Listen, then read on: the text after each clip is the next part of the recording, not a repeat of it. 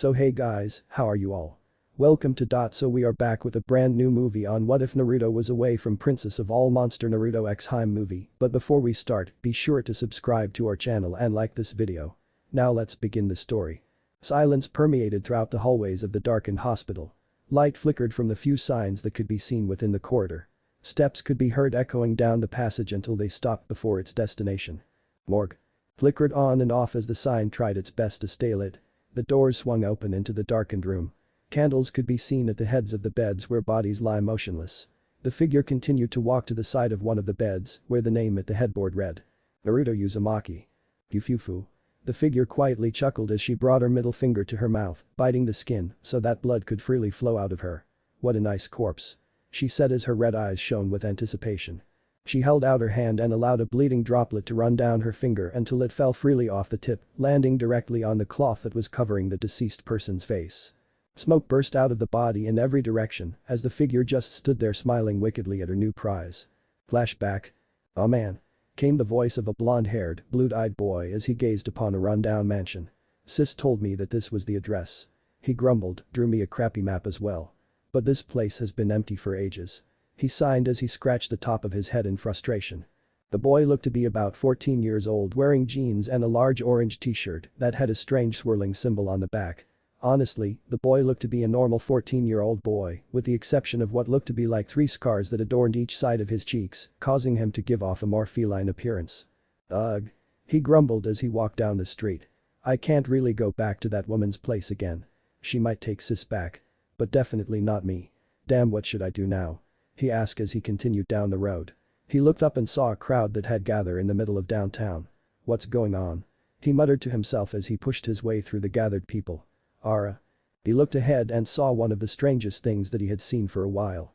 Furniture stack upon more furniture, probably about 3 to 4 stories high of furniture, was all found in a little cart with 2 wheels. A little girl dressed as a maid was found to be in the reins of the tiny transporter. Came a voice to the side of the strange sight. Naruto looked up and saw probably one of the most beautiful girls he had seen in a while, gazing down at one of the wheels on the cart. It appeared that one of the wheels had bent from the excessive weight that the furniture had provided. "This could be a problem," he heard her mutter. The girl was wearing long black boots that rode up to her mid-thigh that had white lace trimming ending the cloth. She also wore a black sleeveless gothic-like dress that came down to her mid-thigh as well, ending in 2 frilled laces at the bottom. She wore 2 handless black gloves that were held by a single string looping around her middle finger. The gloves reached back until they stopped at mid-bicep, once again ending with white lace. Her skin was pearly white and her face was of fair complexion. She had long blonde hair that reached the middle of her back. On top of her head, there stood a pure silver tiara that kept her hair in place. Snap. The boy's eyes shot up towards the sound. His eyes widened as he saw the construction beams start to tumble from atop the skyscraper. The boy didn't know what happened. Before he could even register anything was happened, his body was already in motion. "Move," he shouted, surprising the blonde girl as he roughly threw the girl out of harm's way only to. Boom. The beams came crashing down all on top of the boy that had just saved the girl's life. The girl blinked as she registered what had just happened. She gazed in slight shock as blood spewed from the boy. One of the beams plunged through the boy's back while the others had piled on top of him, effectively crushing his body. The girl just smiled as she brought herself to her feet. "Yufufu." She chuckled. "You gave your life so easily just to achieve something so useless." "Foolish," she chuckled humorlessly. She saw the boy slightly raise his head and stare at her as his eyes started to cloud over. Slight shock ran through her when she saw him smile. "I'm glad," he mumbled as blood started to pour out of his mouth. He could see her eyes looking down at him in question. Red while the pupils were slitted. "You're Safi." And with that, she saw the light leave the boy's eyes as his body went limp. She could hear the shouts and cries from the onlookers in the audience behind her. Saying to call the ambulance or how the boy had just saved her life. She paid no heed to them as she gazed down at the boy. "But," she started as she pushed back her hair to the side with a hand. "It's a good corpse." Then flashback. Wah.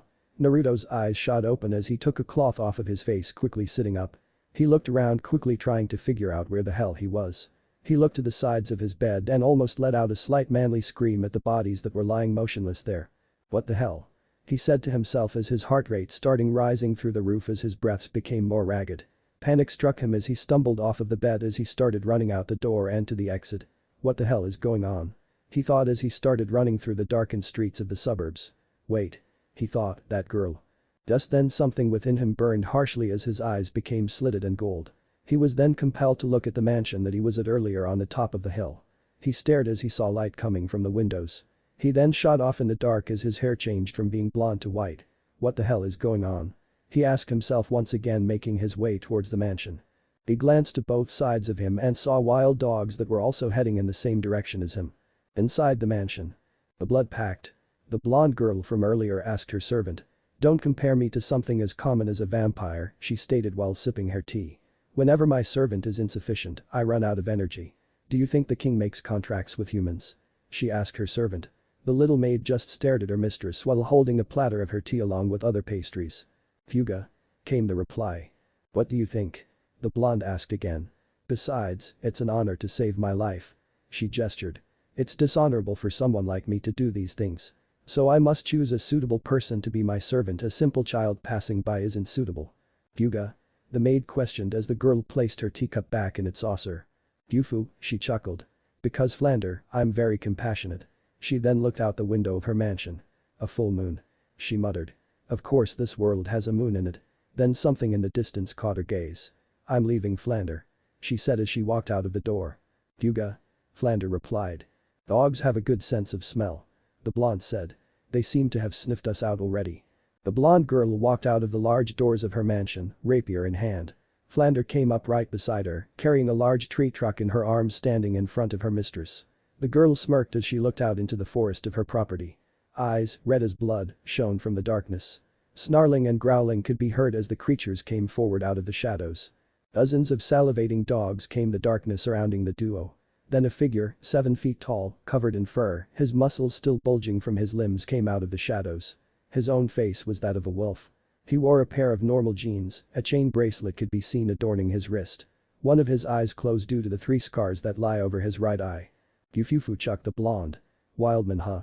Looks like the master of the dogs is baring his fangs," she said, testing the sharpness of her blade. "So you're the one who's come to face me, him?" she asked as she licked the side of her blade. The beast said nothing as he motioned his beasts to attack. The dogs howled as they charged forward, bloodlust in their eyes. The duo watched as the beasts came closer and closer to them. Flander swung back her giant tree trunk. "Fuga. Bash. Fuga. Bash. Fuga.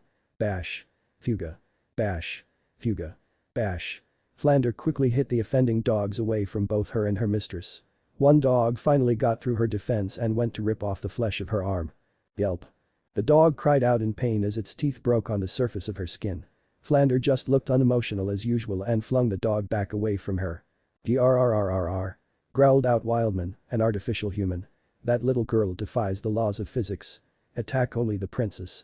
He commanded the beasts as multiple of them descended down upon the blonde. Slash. Thump. All the dogs fell on the lawn in front of the girl dead as she held out a rapier, with another limp dog hung on the edge of her tip. "Fufu," she chuckled. "I'd like to see a creature who could take me down," she boasted as she flicked the dead dog off of her blade, blood flinging back on her face. "Getting through Flander and my defense is impossible."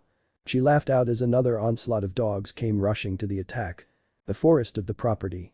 "What the hell is going on?" Naruto thought as he ran through the forest. "Why the hell did everything go silent?" He jumped over fallen trees as he made his way towards the mansion. "Why is this happening? Why the hell can I not stop thinking about that girl? Why am I so worried about her?" he wondered as he made his way up through the foliage of the hill. Back at the mansion. The sound of moaning dogs littered throughout the courtyard of the house. Dozens of dogs lie on the ground, either dead or bleeding from various wounds throughout their bodies. Pant, the blonde girl took in many breaths as she tried to regain herself. Marks and scratches could be seen along her body. Her clothes were torn and blood dripped down her limbs. "Fuga?" Flander asked, looking back at her mistress. She just smirked. "Don't worry, Flander," she said confidently, "injuries like this are nothing unlike the injuries that I am going to give him," she said as her eyes narrowed towards the wolfman. "Wildman," she shouted. "You bastard. Come attack me yourself," she challenged as she thrust her saber in the air. "You can't be afraid of having a one-on-one fight with me. Or can it be that you won't fight a worthless girl?" Behind the tree line. "What the hell is this?" Naruto thought as he looked on at the bloody scene from behind a tree. "What the hell is that? Is that an actual werewolf? What is that girl thinking shouting at it? And how can that little girl carry that tree?" He looked onto the scene as he saw the beast begin to tremble. "Your claws and fangs are no match against me," the blonde girl shouted. "I hold the pride of a free beast." Naruto's eyes widened. What the hell, girl? He panicked. That girl is the mistress of the mansion, why the hell is she wielding a sword? Does she even know how to use that thing? She's gonna get herself killed. Grrrrrrrrr. Wildman let out a low growl. When is the princess going to stop with the insults? He asked. I can't ignore this any longer. He growled out, raising his claws. With my claws, I will send you to paradise. With that he charged, the princess' claws extended. Shit. Naruto thought as he felt his own body begin to move. Fuga. Flanders said emotionlessly as she swung her weapon of choice. I have no use for small fry. Wildman roared as he punched through the thick tree trunk, breaking it in half. Princess. He roared as he descended upon the blonde with his claws extended. SHNNNK. Both the beasts and the blonde's eyes widened as they saw a blonde teen intercept in between them. Wildman's claws shot straight through the boy's body, protecting the princess. What? The beast growled in confusion while the other girl, initially shocked, smirked. Oh? She said quietly, looking at the boy. You came at a time like this. She looked at the gaping claws, trying fiercely to reach her through the boy's body. Play seize. Run, away. Naruto said as he grabbed onto the beast's arm to inhibit its movement to the best of his abilities. Blood gushed out of his mouth as he trembled to remain strong enough to let the girl escape. The human Wildman growled as he effortlessly discarded the body from his arm, only to turn around and find that the princess was no longer there. Damn. He thought as he looked around quickly to find the girl. The sixth sense kicked in as he looked up into the sky, but it was too late. The blonde girl had already descended, putting both hands on the hilt of her rapier, plunged the razor-sharp blade into the skull of the beast before falling to the ground. Wildman didn't move for a second, then, blood jetted out from the wound as the beast fell backwards towards the earth. Princess. Wildman panted as a mixture of both blood and saliva came out of his mouth. How impolite.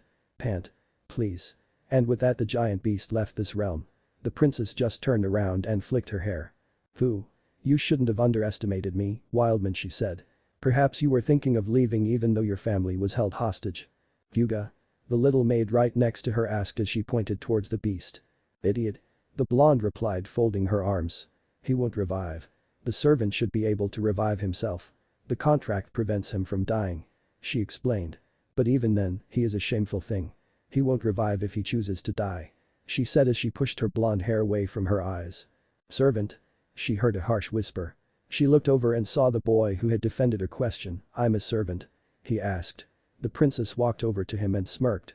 How do you feel? She asked with her hands on her hips. Do you feel like you've died twice in a day? The boy on the ground looked at her confused. I don't understand, he said. When I saw him attacking, I just rushed over. But he paused as the princess just looked at him questioningly. I'm really happy. That you're okay. The boy smiled on the ground up at the girl. The girl just looked at the blonde for a minute before suddenly grabbing the boy by his collar and bringing him within an inch of her own face, looking directly in his eyes, causing Naruto so slightly blush. You are very lucky. She said as she bit her middle finger. You seem like you could be a good subject of mine. She got up and extended her bleeding hand. You should drink my blood. Naruto just cocked his head to one side and looked up at her, as if she were crazy. Huh? He questioned. A tick mark appeared on the princess's head. Don't you understand me? She asked as she grabbed a part of the boy's ear, eliciting a cry of pain from him. What, are you an idiot? I don't think you realize that you're dead and that I can send your soul back to where it came from. She threw the boy down on the ground again. He questioned. Now. She said once more, it's time for you to receive the power from my blood. She then forcibly stuck her finger in his mouth, causing the boy to widen his eyes. Drink this and die. She said as she cradled his head in her hand. Listen carefully. She said softly, my name is Hime. The one who reigns over monsters and all those referred to as supernatural. The king's daughter. Smoke started to rise from Naruto's gaping wound in his chest. Anyone who drinks the blood of one of my family becomes half immortal. But if you don't drink it regularly, you'll probably die. She started to get up. You will risk your life to serve me for the rest of your life. Naruto blinked at the information that was given to him. He said as he cocked his head to the side. Naruto waved goodbye as he left the gates of the mansion that morning.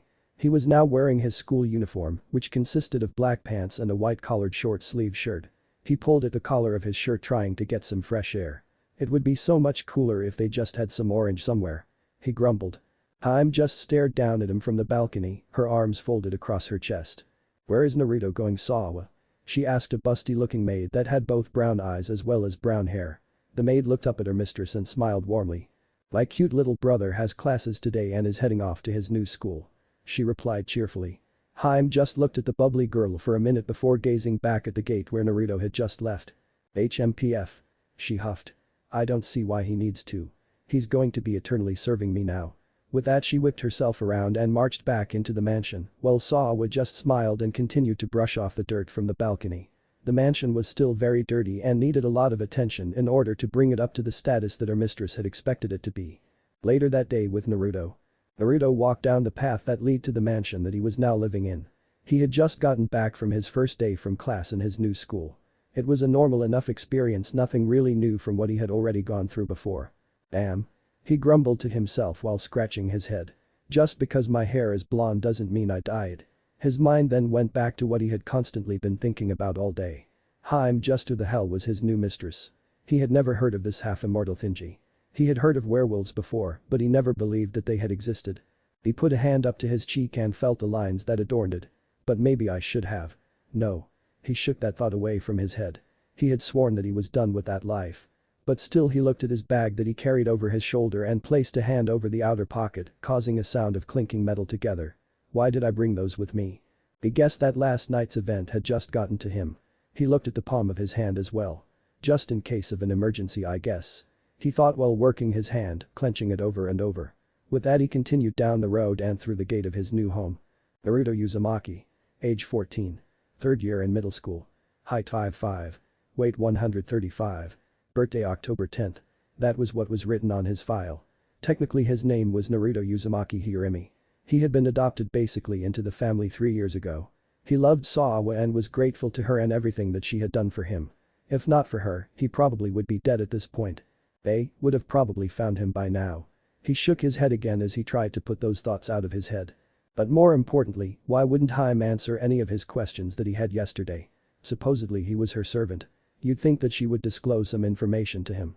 Whoever his new mistress was, he needed to be careful with how he treaded around her. At least for his sister. He opened up the front door and walked into the mansion. I'm back. He started before his eyes widened looking at the calamity before him. Tables were upturned. Vases were broken. There were cut marks lining everywhere within the house. The place was totally destroyed. Mistress. Naruto called out in concern as he started running through the mansion looking for his new employer. Damn it. He turned and heard a faint yell that sounded like Hime. Where are you? The voice yelled as he started running down the hall. Over there. Naruto could have sworn that he heard a figure or two in there as well. That room over there? He thought as he yanked open the door. Mistress. He cried out as he threw the door open, only for his eyes to bug out. WRRRRRRRRRR. Holy shit. Let out his manly cry as he threw his hands backwards landing in a bridge while a chainsaw whizzed over his stomach. After it passed he flipped himself backwards and landed back on his feet kneeling down looking at his attacker. He blinked as he saw a look of confusion run over his mistress's face. Naruto? She asked slightly surprised. A tick mark formed on Naruto's brow. Damn it woman. He cried out. You almost sawed me in half with that damn thing. He pointed accusingly at the whirling machine. One of Hime's eyebrows rose slightly as she got up. I don't see what the big deal is. She said offhandedly going over and sitting down in a chair while Flander brought her a platter with some tea in it. I've said this before Naruto. You're half immortal. Because you drank my blood. You really are an idiot aren't you? Naruto's eyebrow began to twitch. Well excuse me. He said sarcastically. Because as of yesterday, you know, I totally believed in werewolves, vampires, and what else? Oh yay. People coming back from the dead. Hime just looked at him. I sense that you are mocking that statement that you just made. She said as if everything that he had said was quite normal for her. Naruto slapped his face as he muttered out curses left and right. Can you tell me why at least you're wielding around a chainsaw like a madman mistress? He asked. Like it or not, she was still his employer and both him and his sister needed this job. He needed to show some respect before their means of living came to a halt because of some half-assed reason that he caused. I told you that Hime is the only acceptable way to address me. She said calmly as she sipped her tea. She put the teacup down back onto the saucer. Alright.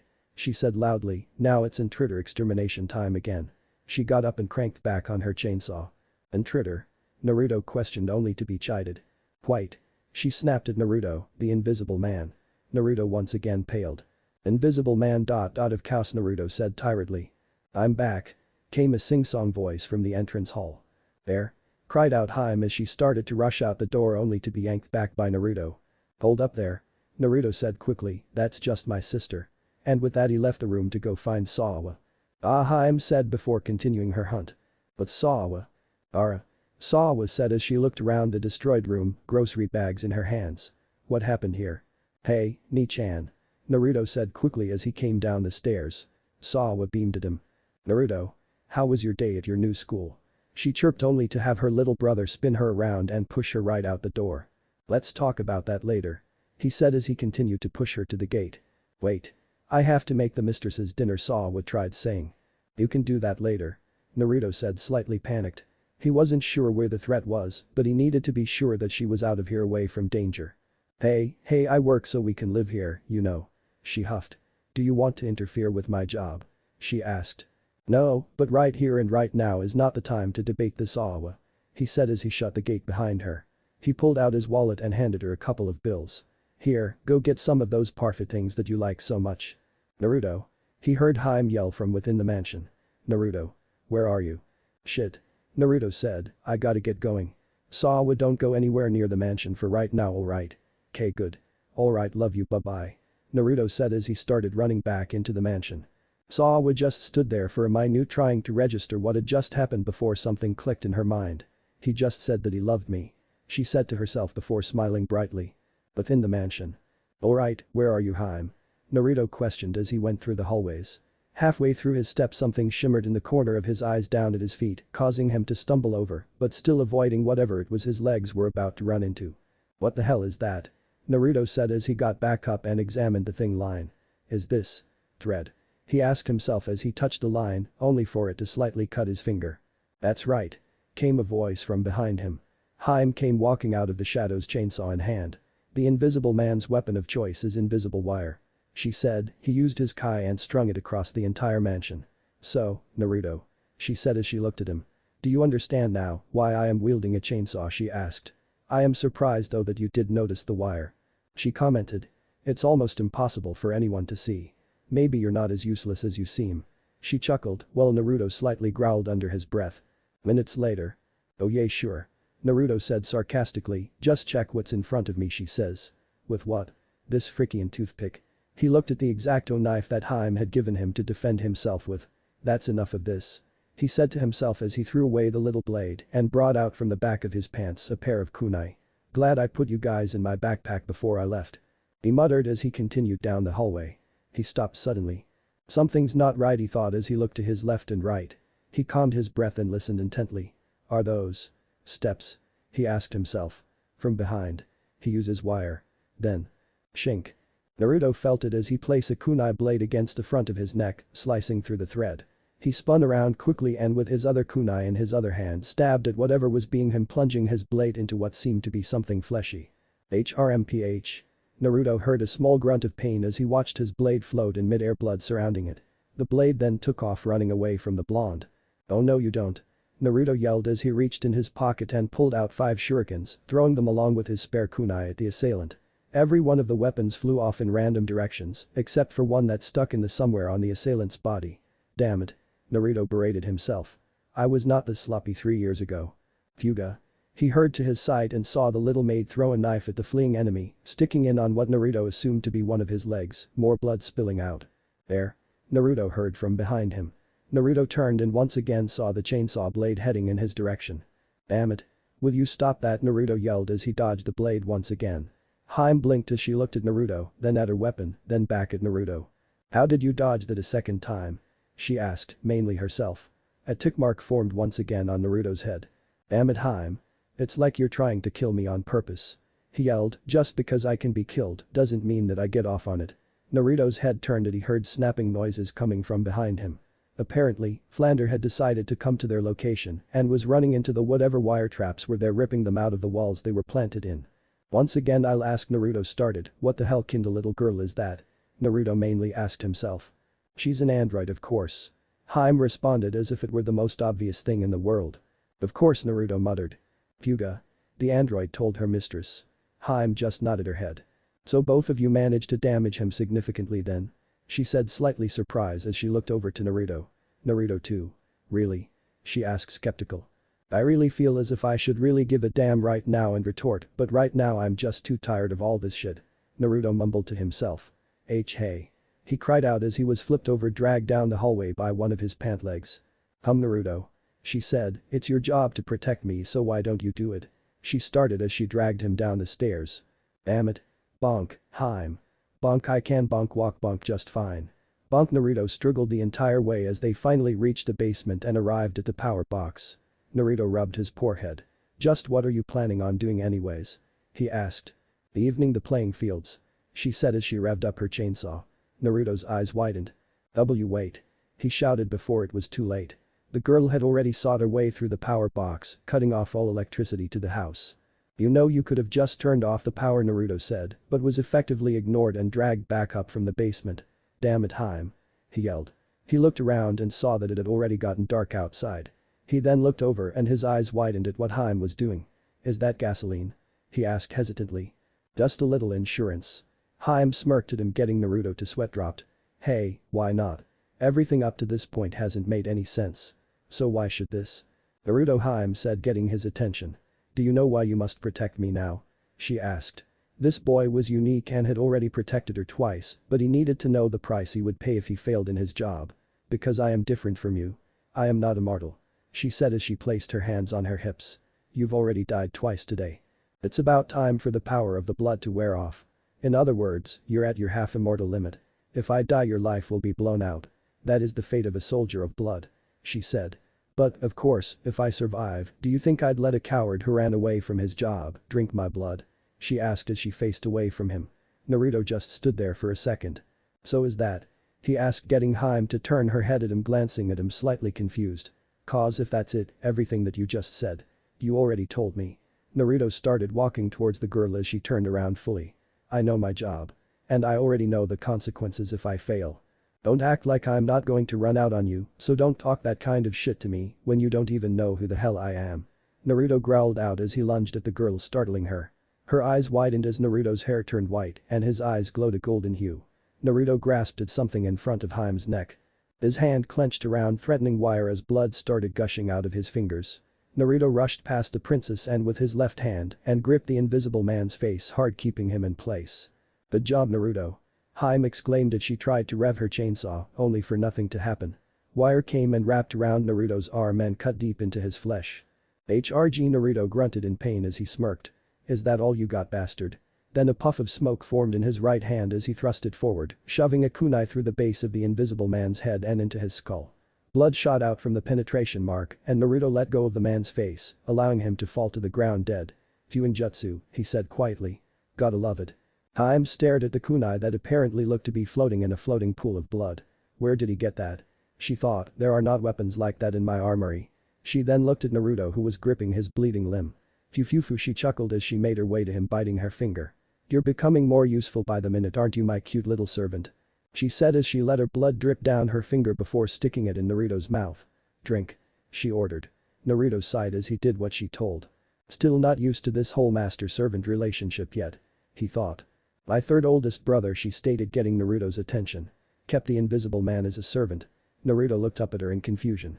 My siblings will send others to attack me, Naruto. She said seriously. So you will continue to protect me, right, Naruto? She more stated than asked. Naruto just sighed once again as he saw smoke rising up out of the wounds from both his hand and his arm. Flander. She called out to her little maid servant. Clean up the gasoline and start making repairs to the mansion. Let's bring on the lights as quickly as we can. Her little servant just saluted. Fuga. And with that, the little girl ran out of the room. Hime smiled as she brought her hand across the counter. I'm glad that we didn't need to burn this place, I inherited it from my father after all. She stated as she too started walking out of the room. As soon as your wounds heal, Naruto, go and fetch your sister. I would like her to make a cup of tea for me as soon as she can. And with that, she disappeared behind the door. Not only does she control my life, Naruto thought as he started walking to the exit of the mansion, but she really is giving me no choice but to stay here with her, is she? Naruto sighed as he exited the mansion. But if there are going to be more assassins that come after us, I guess I really need to get back into the game. Damn it. I thought I left that life behind me. Grabbing his backpack by the door, he pulled out a scroll from a hidden pocket and unfurled it. Alright then, back to the basics then. 2 weeks later. Life at the mansion had started to become routine for everyone living there. Naruto would go to school and return quite late. When asked, he always gave the response that the school had given him extra work to do. Everyone, except Hime, were just finishing the repairs to the mansion that had taken place against their little bout with the Invisible Man. Hime noticed that Naruto was needing her blood a little more frequently than she was a little bit more bright. Whenever she talked around Naruto, or so Naruto thought at least.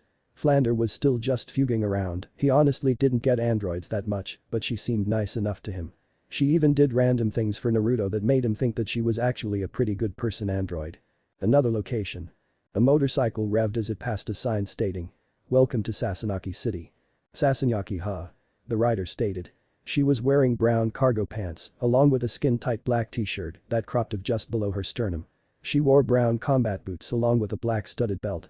"I should be close," she said as she continued down the road. After a while, she saw a large supply truck coming straight at her. Shit, she thought. That truck. It's barreling down the road backward. She turned her bike sharply to avoid colliding with the truck. As she passed the truck, she looked inside the driver's seat. No one there. Shit. She heard someone cry out as she stopped her bike. She took off her helmet, revealing her short red hair and orange eyes. She walked around to truck and saw that it had gotten stuck on the barrier of the road, and there underneath one of the tires was a blonde-haired boy trying to get his leg free. Shit. He said again. This feels great now, doesn't it? He said to himself sarcastically. "Ah, I see," the redhead girl said, getting the boy's attention. "Boy, you sure are pinned. You probably forgot to see the handbrake," she said. "Yay, you know. Why don't we just set a blanket down here and have a picnic? Oh. And while we're at it you could, I don't know, have someone help me here," he said, his eyebrow twitch. The girl just chuckled. "Man, you sure have a mouth on you, don't you?" She shook her head. "Hold up, I'll call an ambulance." She then looked back down at the boy, "But you're pretty slow, you should have been able to get out of the way from this thing." She only heard the boy grumble slightly. "I wanted to, but the boy started before bring up a little puppy in his arms that barked excitingly. This puppy." And he left it at that. As much fun as it was talking with a pretty girl, the pain that the truck was giving his leg took a little more precedence at the moment. The girl blinked surprisingly for a second before smiling. "I get it," she said as Naruto's eyes bugged out as her forearms began to grow and white fur appeared on her forearms. "So that's what happened." With that, she lifted the truck effortlessly off of the boy's leg, shocking both boy and puppy in arms. "You're a good kid," she said, beaming a bright smile at him. Naruto blinked for a minute before letting the puppy down and moving himself from the side of the road. "Here, I'll give you a ride to the hospital," she offered. Naruto just smiled at her. "No," he said, "it's okay. I'll be fine from here on." The redhead frowned slightly, concerned for the boy. "You really don't need me to take you to a hospital?" she asked again. "Yay," Naruto said, "I'm okay. Thank you though." The girl just looked at the boy for a moment, looking at his leg, which was bent in the opposite way that it should have been. "You also didn't say anything when you saw my arm," she pointed out. Naruto just chuckled a little. "Yeah. I've just learned to accept things as they come within the past few days," he said. Then smoke started to appear from his wounds. "Good, it's finally started. Finally glad to be rid of the pain." The girl said, "Your injuries are healing?" she asked. The boy smiled slightly. "I might be." He looked for the right words without sounding too crazy. "Kinda immortal?" he asked stated. He glanced up only to find that the girl's expression had changed. You're a blood warrior?" she asked stated. Her hands morphed once again as she grabbed the boy by the collar of his shirt and brought him within an inch of her face. "Tell me, where is your owner?" she asked, looking at the boy dead in the eye. On reflex, Naruto's eyes shot to the side, looking straight at the mansion for just a brief second before coming back. "Why do you want to know?" Naruto said seriously. But the girl had already seen his eye movements and threw him back on the ground, picking up her helmet and got on her bike. "You're a good kid, so I don't want you to get involved," she said as she turned on her bike. "Stay away from the mansion." And with that she rode off down the road. Naruto blinked for a second before realizing what happened. "Shit," he cried out as he took off down the road following the girl. "Baka baka baka baka," he said over and over again as he ran. "Stupid rookie mistakes. I thought I had brought back up my game, but apparently not." Within the mansion. "Not enough," Hime stated as she wiped her mouth with a napkin. "Okay, Oju-sama." Sawa said as she collected her mistress's dishes. "I'll bring you some more." She smiled. "It's not the food," Hime said as she brushed back her hair. "You gave me more than enough, Sawa. I need more servants," she clarified. Sawa looked confused. "Flander-chan, my brother and I aren't enough?" she questioned. "That's not it," Hime said. "It used to be different," she thought. "I used to have a personal guard suitable for a princess. The elite blood knights," she thought as she took a sip of her tea.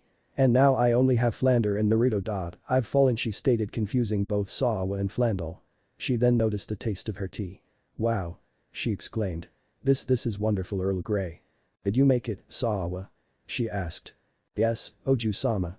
Sawa replied in a sing-song voice. Calling me Oju-sama seems a little odd. I own this place. Hime said. Yes, Oju-sama. Sawa chirped as a tick mark formed on Hime's head. A little while later. Flander stood in front of her mistress with a limp cat in her hands, as if she were presenting the cat to her. Hime just stared down at her servant. Why are you bringing me this dead cat, Flander? She asked. Fuga. She replied. You want me to resurrect it with my blood and make it a vassal? She asked just to clarify if what she was hearing was correct. Fuga. Flander said. A tick mark formed on Hime's head. Don't be stupid. She shouted. Just because it's a corpse doesn't mean I want it. Go and bury that in the backyard. She yelled out. Fuga. Came the reply as the android left the presence of her mistress. Hime sighed. Oh all the. She started and left the sentence unfinished. She walked down the stairs to the main hall and looked around. Crash. Hime jumped back as she saw a motorcycle bust down her front door coming fast for her before veering to the side and stopping. I finally found you, the girl said as she took off her helmet revealing her red hair. My brother's murderer. She yelled as she chucked the helmet to the ground. Her arms transformed as she crossed them in front of her face. My name is Rizza Wildman. I've come to avenge my brother for being betrayed and killed by you, his master. She snarled, her canines elongating slightly. Wildman? Hime questioned. You're his sister. She walked over to the wall and grabbed a long axe that was adorned on pegs. I see he mentioned you. She said nonchalantly. Half werewolf and half human. His only family, that's you? She asked as she got into a slight battle stance. That's right. Rizza growled. Answer me. What dirty trick did you use to kill him? She demanded as she started running at the girl. Hime just smirked. I killed him from the front. And fairly. She replied. Don't. Rizza started as she swung one of her arms at the blonde. Give me that. She snarled as Hime blocked one of the claws from shredding her to pieces with her axe. The blow had more strength than she thought and she started to stumble back only for Hime to take the momentum of her falling backwards, spinning her body around and swinging directly at the hybrid beast. Rizza barely dodged the axe as a few of her hairs were cut from her head. She leapt back away from the axe-wielding princess. Hime was struggling to get the axe she had swung out of the ground when Rizza appeared right before her again, swing another one of her massive claws. All Hime could do was pull up the axe pole directly in front of her and try to block the blow, which sent her flying into the china cabinet. Weak, Rizza said as she started walking calmly over to the downed princess. I'd heard rumors that immature members of the royal family were as weak as humans. Looks like that's true. She sneered. There's no way a princess like you could defeat a warrior like my brother. She declared. Now stand up. She demanded. I'm going to avenge me brother's dishonor. HMPH. Hime smirked as she started right back at the girl. That's impossible. She said. Shut up. Rizza snarled as she drew her right claw back, intending to put a hole through the downed girl. Right when she was about to connect with the princess, wire wrapped around the girl's furry forearm, causing both of their eyes to widen. Huh. Waahhh. She cried out as her arm was pulled back along with the rest of her body. She felt other wires wrap around both her legs and her other arm, then being pulled tightly in opposite directions, she was strung up about 2 feet in the air, spread eagle. Grrrr. She growled as she tried to get loose only to have her limbs cut into the wire. What the hell? She yelled out in frustration. Hime just blinked as she saw the loud girl struggle from her new predicament. Hime. She heard a voice next to her. Blinking again, she looked over to see her servant Naruto, golden eyes and white hair, extending his hand and looking at her with concern. Are you alright? He asked. Hime looked from Naruto to the struggling Rizza in midair, then back to Naruto in slight confusion. Naruto. She said as she accepted his hand and he helped her to her feet. You. They both turned their heads towards Rizza as she glared accusingly at Naruto. I told you not to come here. She growled out. Get me down from here. She demanded as she continued to struggle to get free. Fufu. Hime chuckled. Naruto. It looks like we need to have a talk about certain affairs. She paused slightly to look for the right word. Who would have thought that a simple human such as this boy could do something like this? Fluke or not, he had the materials to do it, so what was it that Naruto was really doing in his spare time?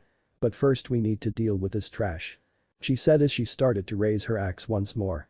Naruto was about to protest against the action before he was interrupted. Graya. Rizza screamed as she tore through her arm slightly and pulled the restraints from the wires that were holding her bound. Large chunks of the wall and floor had ripped loose from where Naruto had anchored in the wires. Well damn, Naruto thought. Crash. Everyone jumped as a large supply truck crashed through one of the walls of the mansion. Wah! Rizza cried out and she scampered to get out of the way of the oncoming vehicle, narrowly missing her. Damn. She cursed. That's cheating. She shouted as she ran towards her bike. Cheating? Hime smiled. Who said I have to fight a hoodlum like you fairly? She asked. Stop screwing around. Rizza yelled as she started her bike, spinning its wheels as she turned and jetted out of the newly formed hole in the wall. Flander. Hime shouted as she got into the truck. Don't let her get away. Fuga. Was the similar response that came from the small android. HMPH. Hime said, I think she needs a spanking. And with that, Flander put the truck in reverse and sped away after their target. Naruto started to massage each side of his head with his hands. Honestly, maybe he should start smoking or drinking. Sure, he was only 14. But he needed something to calm his nerve. Hime and Flander seemed to be just as dangerous to themselves as her supposed assassins were. He looked at the room once again. Damn it, he sighed out, this is going to take forever to clean up. Who the fuck drives a car through their own house anyways? He asked as he started to leave the house through the truck-sized hole in the wall. And does Flander even have a license? She looks to be what? 9 maybe? Naruto continued to grumble before he started to pick up his pace and follow his mistress. But Hime and Rizza. It's hunting time. Hime declared as she sat on the windowsill of the truck, closing one eye to aim her crossbow at the fleeing werewolf. They had long forgotten to take normal roads and now were on rugged terrain. Hey, Rizza called back nervously. Knock it off. Only for an arrow to come and strike the tree next to her that was about a foot away from her head. Gah! She cried out in surprise. Wah! She cried away, fleeing from the huntress. Damn, she said more to herself. Is this how you killed my brother? She demanded. HMPH. Hime smirked, looks like you need some more punishment. You really are a child, aren't you? She asked. You don't even know that you're desecrating your brother's death. She said as she looked through her scope on the crossbow. Something within Rizza snapped when she heard the princess's words. She pulled hard on the brakes and she skidded to a stop. What? She said darkly as she stood straight in front of the oncoming truck. Oh? Hime mumbled to herself, slightly surprised at the girl's actions. What did you say? Rizza said harshly. What the hell did you just say? She demanded, her forearms growing into huge claws as she grabbed the truck. Growler. She screamed as her own muscles bulged as she picked up the truck and threw it to the side, flipping the machine over and into a tree. Fuga, said the little maid as she still lay strapped in the seat of the driver's seat, hands on the steering wheel, just looking forward, as if she was trying to process what had just happened. Hime had fallen safely out of the window of the truck and rolled over and over until she came to a stop. When she finally got her bearings about, she saw a razor-sharp claw extend right in front of her throat. She looked up into the golden eyes of the half-breed. What's wrong? She asked, smiling. Aren't you going to kill me? Rizza hesitated. What did you mean when you said I was desecrating my brother's death? She asked. HMPH. Think about it yourself. Hime chided the girl. Children aren't very good schemers. Rizza snarled as she lashed out at the downed girl. Snap. Hime mused, smiling up at their new arrival. Naruto appeared out of nowhere, blocking the strike intended for Hime with his forearm. He could feel the bone snap within his arm due to the strength of the girl, but at that point, he just didn't care. You again, Rizza cried out, jumping back, lashing out to strike Naruto. Naruto bobbed underneath her strike as he lashed out with his leg and swept the girl off her feet. Wah! Rizza cried as she felt herself falling. Naruto then flipped on his hands and lashed out both of his feet against the girl's stomach. HMPH. Rizza wheezed out as she felt his feet connect with her well-developed abdomen, launching her backwards, crashing into a tree. Naruto bit his thumb and spread it across his right wrist quickly, where in a puff of smoke, he launched 2 kunai tied to wire at the girl. The wires tightly wrapped around the girl, pinning her arms and legs before the kunai embedded themselves into the wood at the base of the tree. What? This again, Rizza cried out as she continued to struggle against the wires once again. Stop. Hime said, causing the redhead to look up at the princess, who had her crossbow up and pointing straight at her. Unless you're planning to rip out the entire tree, you're not going anywhere. Both brother and sister losing the same way would be stupid anyways. Rizza's eyes widened. What? She asked. Their brother prepared himself for the dishonor of regicide and challenged me, Hime said. You're lying. Rizza growled out. A proud man like my brother would never. He did. Hime interrupted. He did not.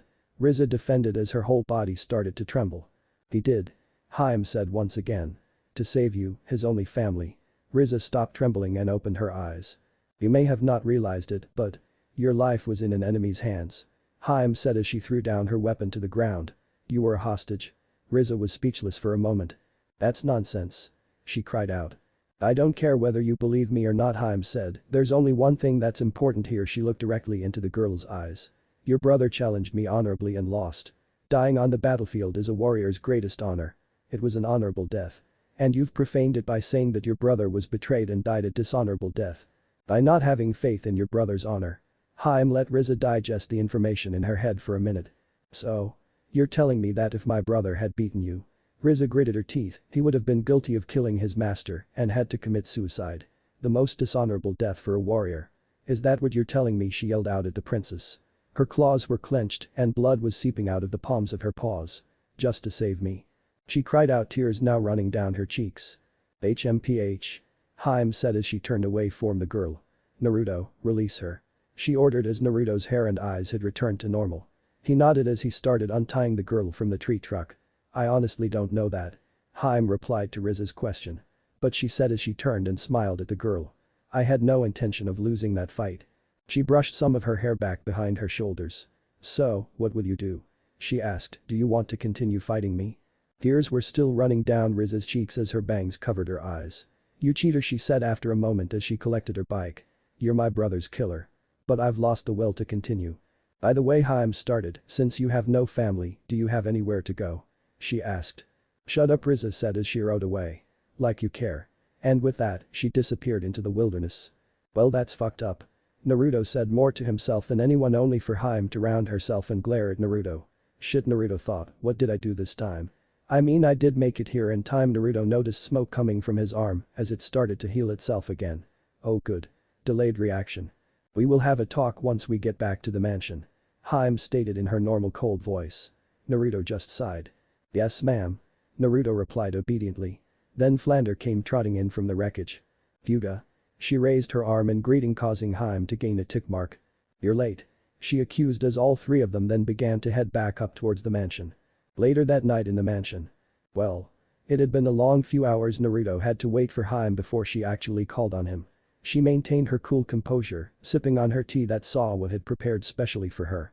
Hime hadn't even so much as given Naruto a glance indicating his existence. Every though that Naruto would try and leave the room that she was in, she'd always demand for his presence to be there with her. Naruto was slightly getting anxious and fidgety, to be perfectly honest.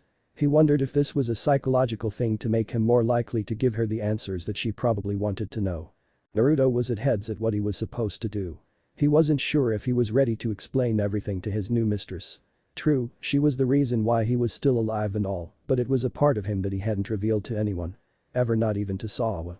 Damn it, it would have been so much easier if that dumb biker chick was an actual cold-blooded assassin instead of a nice but confused teen. Could have just slit her throat or disposed of her quickly in some other way, playing it off as a fluke like with the invisible man. But no. He had to be the gentleman and just capture her until the situation resolved itself. Killing is so much easier, damn it. Naruto. Hime said coldly as she finally moved his eyes towards him, causing Naruto to stir from his thoughts. Yes, Hime. Naruto replied, waiting for her response. Her red-slitted eyes stared at the boy sharply, as if she were trying to perceive his own thoughts that were running through his mind. That small-bladed weapon that you were using. She said after an agonizing minute, I am not familiar with it. What is it? She asked, her calculating eyes never leaving Naruto for a second. He hesitated for a minute before sighing. They are called kunai blades. He responded. They have a loop at the butt of the weapon which I was able to attach wire to in order to trap Wildman-san. They were a weapon what was used in this country's history at one point in time, he explained.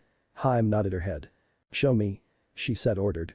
Reluctantly, Naruto brought up his school backpack and undid the zipper. Pulling out one of the blades, he handed it over to his mistress, who took the blade and gazed upon it with interest. Where did you get these? She asked as she inspected every inch of the blade. Custom ordered. Came Naruto's reply, causing Hime's eyebrow to rise slightly. How do you know how to use this? She asked. That was the question that she was seeking. It wasn't normal for a teen like Naruto to be able to do the things he did. Sure, Hime's blood helped out a little, but that was only minimal. The way that Naruto demonstrated his movements while facing Rizza piqued the girl's interest in her fairly new subject. Naruto hesitated for a minute. I train myself, he said lamely. Once again, Hime's eyebrow rose. No one just trains themselves to do the things that you just did without some sort of guidance. Hime said coldly, causing Naruto to flinch inwardly. This is the same weapon that you used to kill the invisible man, is it not? She asked, getting a slow nod in return. Why do you have these weapons on you? She asked. Naruto stayed quiet for a moment thinking about how he should answer her question. Since I've been here. He started, there have been 3 attempts that people have made on your life, Hime. Naruto sighed. I'm not a werewolf. I'm not an invisible man that uses Kai and wires. I'm not an android with enormous strength, he said, while Hime listened carefully to every word that the boy was saying. Shouldn't I be looking for an advantage to be able to defend you against these things?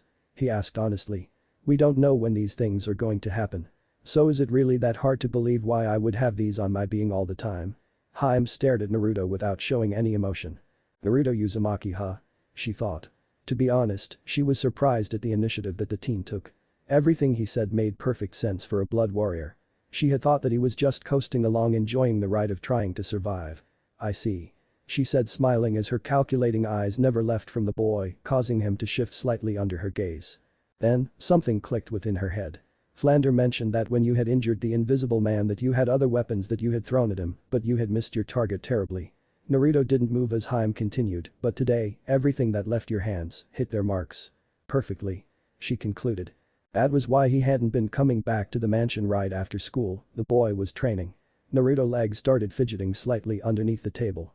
But to come that far in such a short period of time is rather impressive. She said offhandedly. Naruto blinked. Did Hime just compliment him on something? She grinned like a cat that had just eaten a canary and put her hands together underneath her chin. Looks like you might be good for something after all. She smiled and got up from her seat. She walked over to Naruto and sat down in his lap, eliciting a large blush from the boy. Her face was directly in front of his as she stared into the boy's bright blue cerulean eyes. She smirked at the uncomfortable boy as she brought her hand to her mouth, biting her middle finger with one of her tiny fangs. She then placed a finger on the edge of his lips and let the blood run down it. Drink, my blood warrior. She cooed softly, drink and become the best for your master. She smiled as she continued to gaze into her eyes. Naruto didn't move.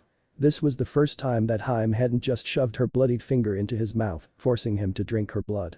He felt the blood begin to pool on his lips as he was still captivated by the beautiful eyes of his mistress. If he drank this blood, if he opened his mouth, this would mean that he had fully accepted to become her servant.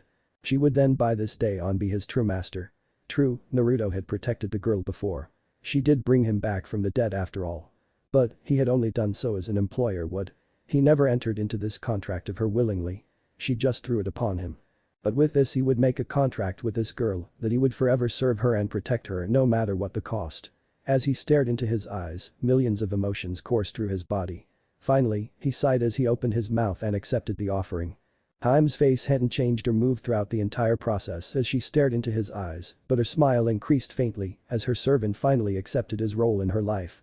After they were done, Hime got off of Naruto and walked towards the window and gazed out into the dark night. That will be all for tonight, Naruto. She said, you can have the rest of the night off. Naruto only nodded as he got up and headed for the door. Naruto? Hime's voice came to his ears as he turned around. Yes, Hime? He asked. How long has Sawa been your sister? She asked. Uneasiness began to enter into Naruto's being. About 3 years now. He said quietly, hoping that this would be the end of the conversation. Where were you before that? She asked. Naruto's breath hitched. That was the question that Naruto didn't want to know how to answer. There was no record of him before 3 years ago, he already knew that. If Hime ever looked anything up on him, she would quickly find that he was lying. He also didn't want to have to remember everything that had happened before then. To have to explain the hell that he had gone through before meeting his saving grace Sawa. How everything precious, everything that he cared and loved, was stripped away from him and he had no one to blame. But himself. He opened and closed his mouth several times, trying to form the words to the sentences that would satisfy his mistress. Hime turned around and once again looked in his eyes. You don't have to answer anything if you don't want to, Naruto. She said with slight disappointment in her voice. Looks like she wouldn't be getting the answers that she wanted to this evening apparently. Those eyes that she had seen in Naruto, the boy must have been through quite a lot before he met his adopted sister. But no matter. They had made a huge leap tonight. She had learned that there was quite a bit more than meets the eye to Naruto Uzumaki, and her interest in the boy increased quite a bit to find out just exactly who Naruto Uzumaki was. If it meant that she would have to wait a little more for him to fully open up to her, then she would wait. It would keep things interesting.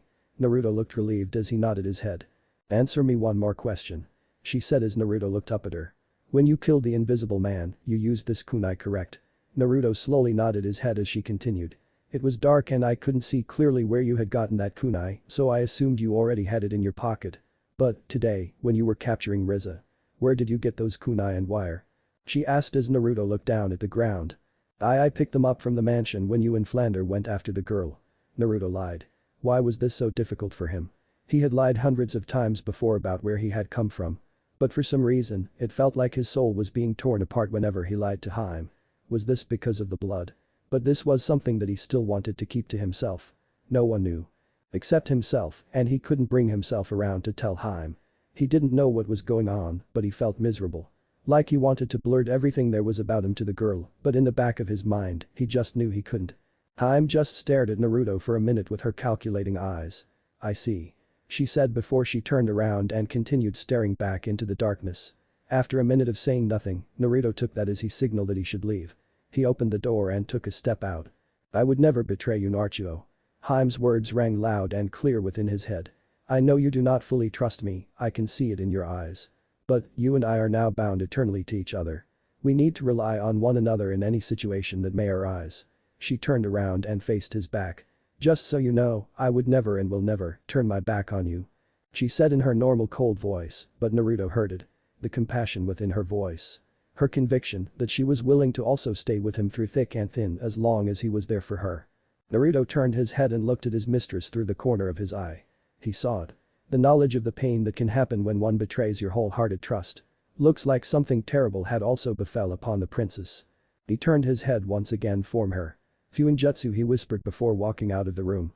Hime stared at where Naruto's figure stood a moment before turning back around and gazing back out into the darkness once again. It was faint, but she heard the word that he had spoken. Fuinjutsu. She said quietly to herself as she smiled at what had just transpired between master and servant. You want me to be your what? Naruto asked irritably. He looked around him at the small gang of his fellow students that had surrounded him. It was lunchtime at school and right away these guys had taken Naruto away from what seemed like to be anybody within view. Yeah. Said a member of the gang. He was leaning on his arm against a wall staring down at the blonde, our vassal. He said cheekily, it's a kind offer from us to you, the new kid. Naruto heard the rest of the guys chuckle. Yay. Said another buzz-cut punk, hands in pockets. You can have an easy time being our vassal, or you can be ignored by everybody in the class. The posse chuckled again. It's your choice. He grinned. He walked up closer to Naruto. It's a pretty good offer, isn't it? He asked. Naruto-kun. He patted Naruto on the side of the face. Jaya. He cried out as Naruto gripped his hand like a vice. Let me go. He cried out as he struggled to get out of his grip. Naruto just twisted the kid's arm with his wrist and threw him away from him. The rest of the gang looked worriedly at their comrade before all of them got ready for a fight. What the hell? The kid whose arm that Naruto twisted cried out, massaging his sore hand and wrist. Fuck you guys. Naruto said and turned and walked away from the group. The gang stared at Naruto's retreating figure for a moment. You think that you're just going to walk away after that? The teen with the sore arm cried as he ran and threw a cocked fist at the back of Naruto's head. His fist passed Naruto's head as Naruto sidestepped the teen, and with a chop to the back of the neck, the teen was unconscious on the ground. With that, Naruto turned around and started walking away once again, disappearing behind the corner, leaving the rest of the gang there in slight shock as they checked their comrade's health. Naruto continued walking down the street, wanting to be anywhere but the school right now. Assholes, Naruto thought. He was probably going to pay a little for what he did, but nowadays, Naruto's been finding that he really hasn't really given a damn. It was probably for the best though. With his recent situation, he wasn't sure if it would be a great idea if he were to get close to anybody. HMPH, Naruto grunted out. Vassal. Don't be ridiculous. Supposedly I'm Hime's vassal. I'm still not sure how I feel about that. He thought before he noticed something wrong. What the? His vision started to blur a little. Erg. He grunted as he started feeling the strength leave his muscles as she fell to the earth. What's happening? To me? Were his last thoughts before his world went completely black. At the mansion. Hime sipped her tea as she observed her servants doing their own work around the house. Flander was dusting the furniture in the dining room while Sawa was calculating the cost of the house's expenses. That can't be right. Sawa said, gaining the attention of both Hime and Flander. Sawa recalculated the figures once more. Our electric bill for last month was 300,000 yen. She said, dismayed as she placed a hand on her face. We can't be spending that much. She huffed out. The amount is correct. Hime said as Sawa turned her attention to her. There's a servant here who uses a lot of electricity. She said with a smirk while leaning while sipping her tea. Right, Flander? She asked as she looked at her short servant. Fuga. Came the reply from the maid. Sawa just looked confused before she turned to her smaller companion. Flander-chan. She said in a slightly serious tone, what on earth do you use so much energy for? She asked. Flander just looked up at the busty maid while Hime just sweat dropped. So she can move. She said as if it were the most obvious thing in the world. Oh, Oju-sama. Sawa laughed out. You're always joking around. Hime just sighed at her clueless maid. Come on Flander-chan, you can tell me. Hyuga? The maid questioned. Hime on the other hand was thinking over something. Something was on the tip of her tongue. I feel like I'm forgetting something. She said as she continued thinking and sipping her tea. What could it be? I wonder. Another location. Naruto's eyes flickered as he began to wake. He blinked as he noticed the darkened room that he was in. He sat up and saw that he was lying on a bed of many that were present within the room. Candles were lit at the headboards of each bed. I've been here before, he said as he tried to wake his mind up and remember. That's right. Cried out a voice before the doors to the room opened with vigor. A doctor walked into the room. He was tall and skinny, wearing a long white doctor's coat with a stethoscope draping around his neck. He wore glasses and had slicked back black hair. This is the morgue that you escaped from last month. Naruto's eyes widened. Shit. Naruto said. I am the director of this hospital, Hasei Sanajita. The doctor proclaimed. And now it's your turn. Please tell me, oh savior of modern medicine. He declared, striking a distinctive pose. What is your secret? What is the answer to the mystery of resurrection? He asked passionately as other doctors, nurses, and nurse practitioners started walking in through the door, each of them carrying some sort of surgical instruments, and straight for Naruto. What the hell? Naruto yelled as he dodged one of the nurses who came at him with scissors. You can't do this shit to me. I haven't given any consent. I know my rights. He yelled as he punched a nurse practitioner in the face. Your rights? Chuckled Sanajita as he pushed up his glasses up on the brim of his nose. You, Naruto Uzumaki, are dead. He laughed.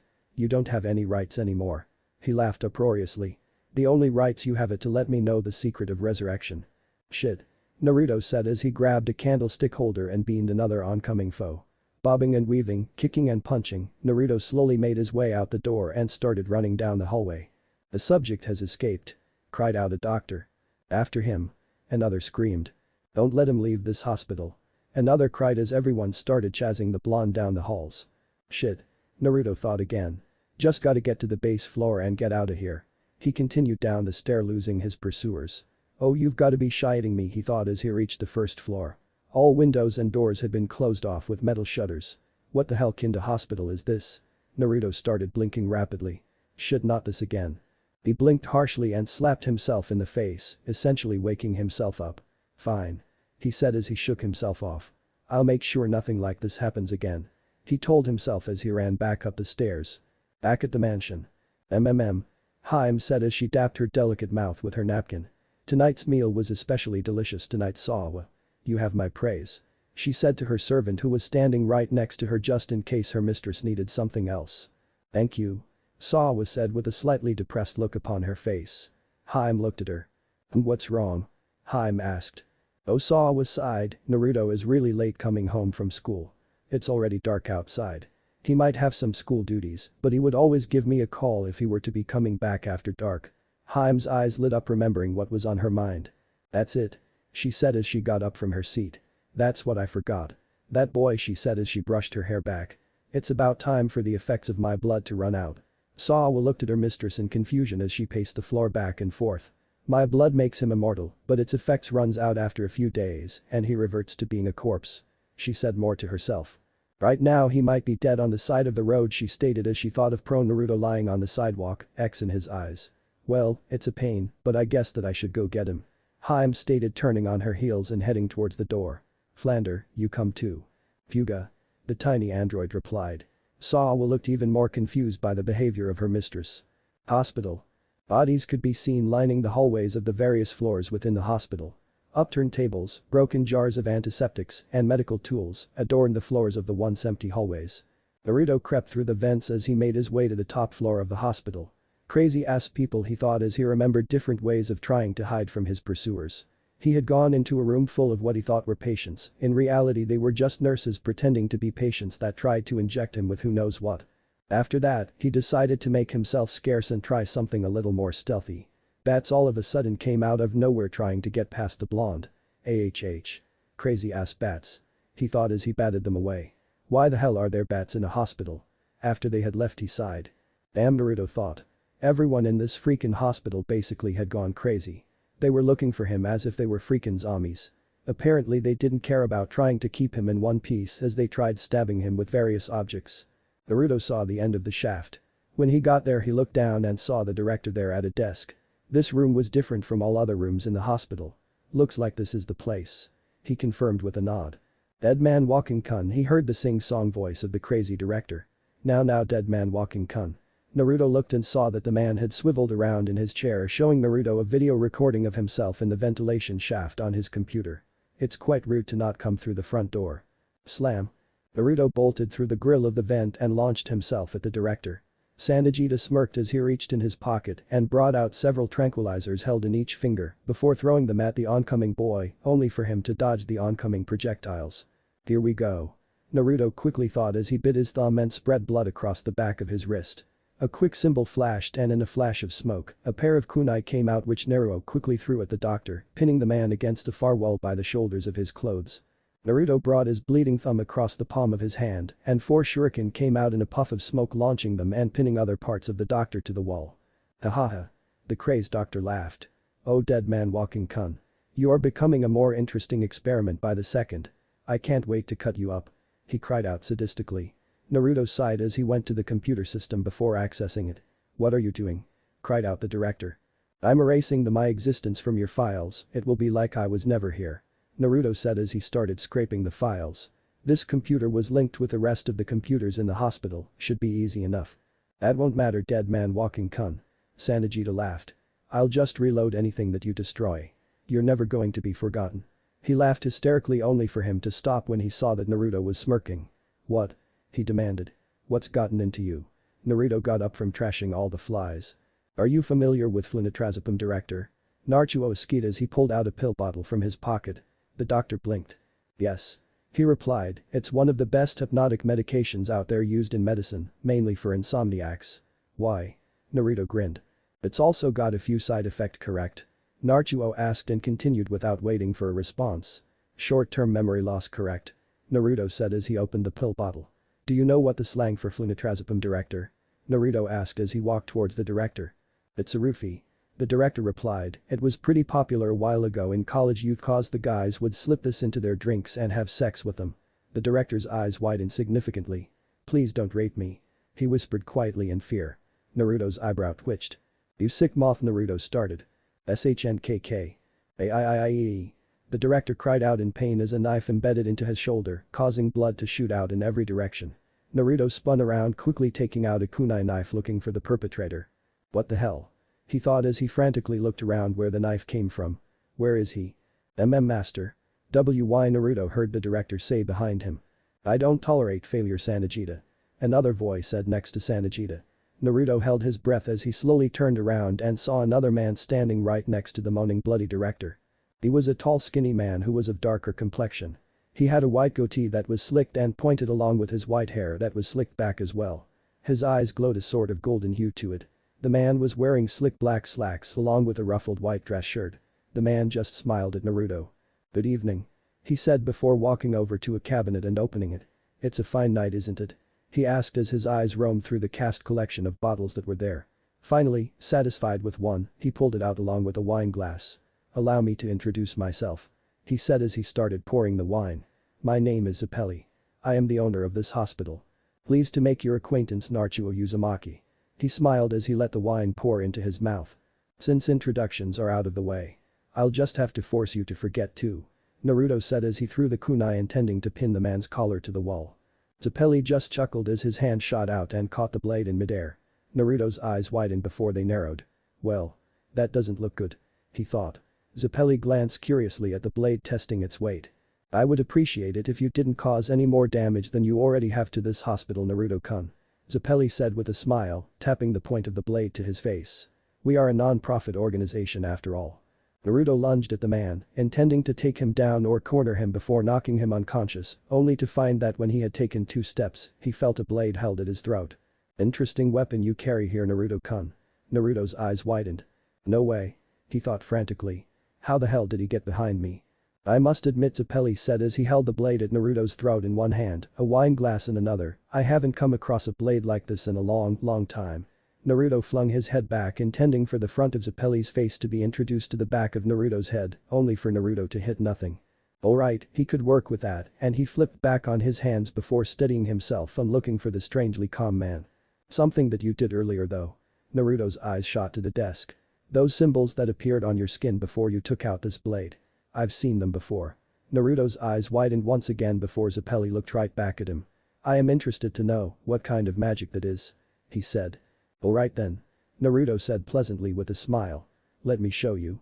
He growled as he bit both thumbs and dragged his blood down the sides of his shirt, causing two large Fuma shurikens to pop out. Naruto threw one and then the other at the man. Zeppeli grinned as he jumped through the two Fuma shurikens and headed straight for Naruto and thrusting the kunai blade he had at the blonde. Clang. Zeppeli blinked in slight surprise as Naruto blocked the blade with a ten. He saw Naruto smirk and flipped backwards, twisting his body as two Fuma shurikens grazed past his body. Naruto's eyes widened in surprise as he tried to dodge his own blades, only to have one of them cut deeply into his side. He winced in pain as he held the wound for a minute, hoping that it would heal quickly. He then heard clapping. I will say that I'm impressed. Naruto looked up and saw the man once again leaning against the side of his desk with his arms folded. Not many humans your age can pull off what you did. Especially for a human, he smiled. But your face telegraphs your moves. The man moved to pick up a rapier. You know how to handle your weapons, but. He trailed off as he dashed and brought down his sword upon Naruto, causing the boy to throw his blade up. At that moment, Zeppeli lashed out a vicious kick in Naruto's stomach, knocking the wind out of him. He hit the ground hard on his back. SHNK. Blood spilled out of Naruto's mouth as Zeppeli's rapier drove straight into Naruto's chest. You lack experience, blood warrior. Zeppeli said with a small sadistic grin as he saw Naruto's eyes widen. I am sure that you haven't battled against anyone like me. He laughed as he dabbed one of his fingers in Naruto's pooling blood and gave it a taste. He then took notice of Naruto's face. Now. He said with great interest as he traced a hand across one of Naruto's cheeks, feeling the marks there. Where would you have gotten something like this? He asked. Naruto grit his teeth as his heart started pounding. What are you? He gurgled out through bloody spit drops. He placed his hands on the blade as if he were trying to pull the blade out that had impinged on the floor. Zeppeli brought his hand back and showed off what looked to be fangs. Why, my dear boy, he said with a grin. I'm a vampire. Naruto's eyes widened before he smirked. Zeppeli blinked before he saw a ball in Naruto's hand begin to glow. He jumped back and covered his face as a bright light engulfed the entire floor. Crash. When Zeppeli could see again, he looked up and saw the window behind his desk broken. He smiled. Not bad, Naruto-kun. Distraction was a powerful tool. He started walking over to the window when he heard a sizzling sound. He turned and smiled as he saw 15 sizzling tags with strange symbols laid across the room. Not bad at all. He said as he took the last swig of wine from his glass. Shinobi, huh? Boom. Moments before. Crash. Naruto covered his face as he dove straight through the window. Oshitoshitoshid. He thought as he started falling 12 stories to the concrete pavement. Taking the blood from the wound on his chest, he swiped it across his ankle and in a puff of smoke, kunai with wire came out. Quickly grabbing the tools, he threw the two kunai at the buildings he was in between. Erg. Naruto gritted out as he pulled the rapier that was still in his chest. Reaching terminal velocity, he quickly flipped the blade around to use as a zipline. Snap. He swore as he felt one of his arms dislocated out of socket. Sparks were flying as he slid towards the neighboring building. Boom. Shit. He yelled as his explosive tags detonated, causing the kunai stuck to the hospital building to come loose. Naruto looked on as his body was now racing towards the neighboring building at a free fall. This sucks balls. He said as he slammed into the building, knocking the wind out of him. Still 3 stories up, he started to fall as he tried thrusting the blade in hand towards the concrete wall, only to have it jab in slightly to the building. A line could be seen going down the building as he struggled to get a good hold. PHWACK. His body hit the edge of the 2nd story where he lost his grip of the blade and was left falling. Thump. Naruto lay there on the pavement just staring up at the night sky. He couldn't move. He couldn't breathe. All he could do was lay there. For what seemed to be like an eternity he lay there until. Air finally entered his lungs as he greedily sucked in all the oxygen that he could. Naruto. He heard a voice to his side. He turned and his eyes widened as he saw both Hime and Flander on the sidewalk looking at him. There you are. She said as if nothing were wrong. What have you been doing here? She asked as she bit her finger. Hi Hime. Naruto struggled to say as he struggled to force his screaming muscles to move. Irk. Hime's bloodied finger entered into Naruto's mouth and he felt some of the liquid move down his throat. Smoke erupted from his body once again as it rapidly began repairing itself. Naruto. Hime said seriously. I need to tell you something ingggg. She cried out as Naruto picked up Hime bridal style and started running. What are you doing? She demanded angrily. Flander, come on. Naruto cried behind him, seeing the confused little maid look at him before following. It's not safe here. Naruto said seriously as he started to pick up his pace. Hime raised an eyebrow. What do you mean? She asked more calmly. Naruto grit his teeth. I don't know if that would have killed him or not. Naruto said. He hated unknown factors. But he wasn't quite sure the durability of a vampire. He moved like no one he had ever seen move before. Hime just looked at her servant for a moment. You mean the vampire? Hime asked, getting a slightly surprised look from Naruto, whom just kept on running. It's how I found you. Hime answered Naruto's unasked question. Too many bats were flying around the hospital with too many watching eyes that permeated evil intentions. So that blast. It was you. Hime smirked at her servant. Fufufu, very resourceful. But the answer to your question is no. That blast wouldn't have killed a pure-blooded vampire. Naruto grit his teeth again. What was he going to have to do to even this playing field? That vampire was basically playing hacky sack with him while he was up there. Pure-blooded vampire. Did that mean there were different classes of vampires then? You definitely are full of surprises though, Naruto. Hime said, causing Naruto to glance at her. You were actually able to get away from a pure-blooded vampire without help. Naruto blushed as he felt her hand begin to touch the side of his face almost affectionately. You are becoming more interesting by the day. Maybe someday you won't be as worthless as you are now. Naruto could feel her provoking smile as he continued running towards the now visible mansion. Pant. Naruto breathed as he regained his breath, now having arrived at the mansion. Damn. I need a nice long bath. He said more to himself. Naruto. Hime said, getting Naruto's attention. I need to tell you something important. If those who have been resurrected with the blood of the royal family lose the effect of that blood, they can never be revived. Never forget that. Naruto's eyes widened. Geez, she said as she turned around. Causing me a lot of trouble. What? Naruto said, causing Hime to turn around and look at him confused. Don't you think that little bit of information would have been nice to know a little earlier? He asked as he sent a glare at his mistress, who only raised an eyebrow. What the fuck? If I had known that, I would have come to you this morning and I wouldn't have had to gone through all this shit. Everything is fine though. I don't see why you're getting so upset. Hime said, still just staring at Naruto, who was still glaring at her. What if that vampire decides to come after you? Naruto cried out. What then? He obviously knew that I'm a blood warrior. And apparently you're a hefty target to be going after. What if he comes? I can't beat him right now. He's too strong. Naruto said. You don't need to worry about things like that. Hime said. I can take care of it.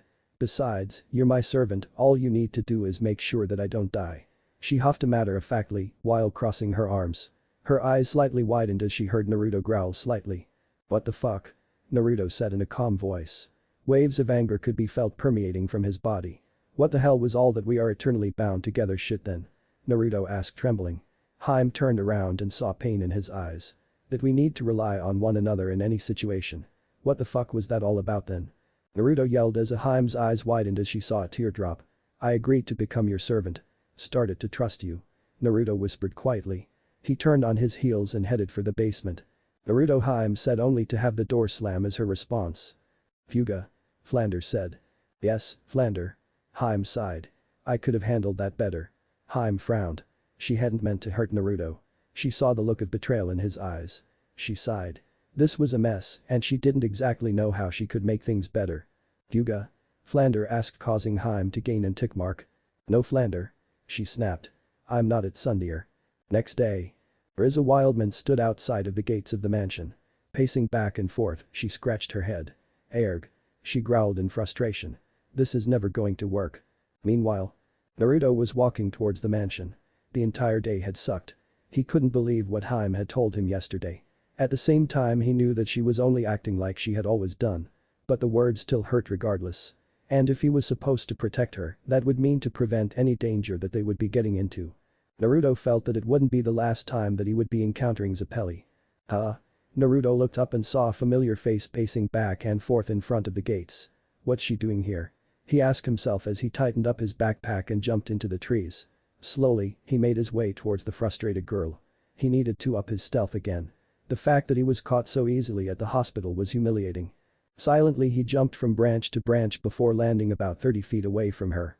Rizza stopped suddenly as a pair of furry red ears popped out of the top of her head. Naruto's breath hitched for a moment. No way. I know I was silent. He thought. After a moment, Rizza sniffed the air. She then turned and faced the tree that Naruto was in. I know you're there. She smirked. Shit. You might as well come out. Naruto was it?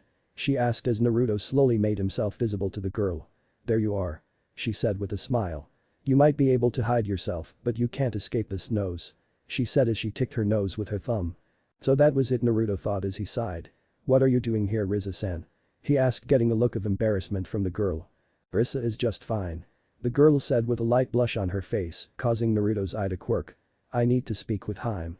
She said quietly as she seemed to become very interested in drawing patterns on the ground with her foot. And I wanted to talk with you. She said as she looked up at the boy. Naruto looked at her with some confusion. Why? He asked.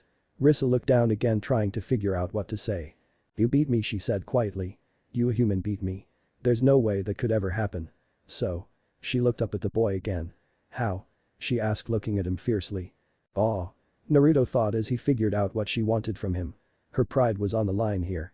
Naruto opened his mouth only to hear a honking noise behind him. Honk honk. Hime's car shot by the duo only for Naruto to feel something grab him by the back of his shirt. HRKKK.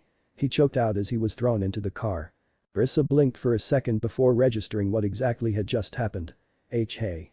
She cried out as she got on her bike. Get back here. She yelled as she chased after the car. Naruto blinked as he saw that he was in the backseat of Hime's car, Hime next to him, Flander driving the car. Step on it, Flander. Hime ordered. Fuga. Came the reply as she pressed her foot farther on the gas pedal. What the hell? Naruto said, still on the floor of the car. Hime shifted slightly right next to him. Sit, Naruto. Hime ordered. I need to speak with you. Naruto looked up at the girl, who now looked slightly uncomfortable. Events still fresh in mind, Naruto regardless sat in the seat next to her and waited for her to speak. Minutes rolled by as Hime recollected her thoughts on what it was exactly she wanted to say. Naruto started to actually nod off before he was brought back to reality. I'm sorry. He heard Hime whisper quietly.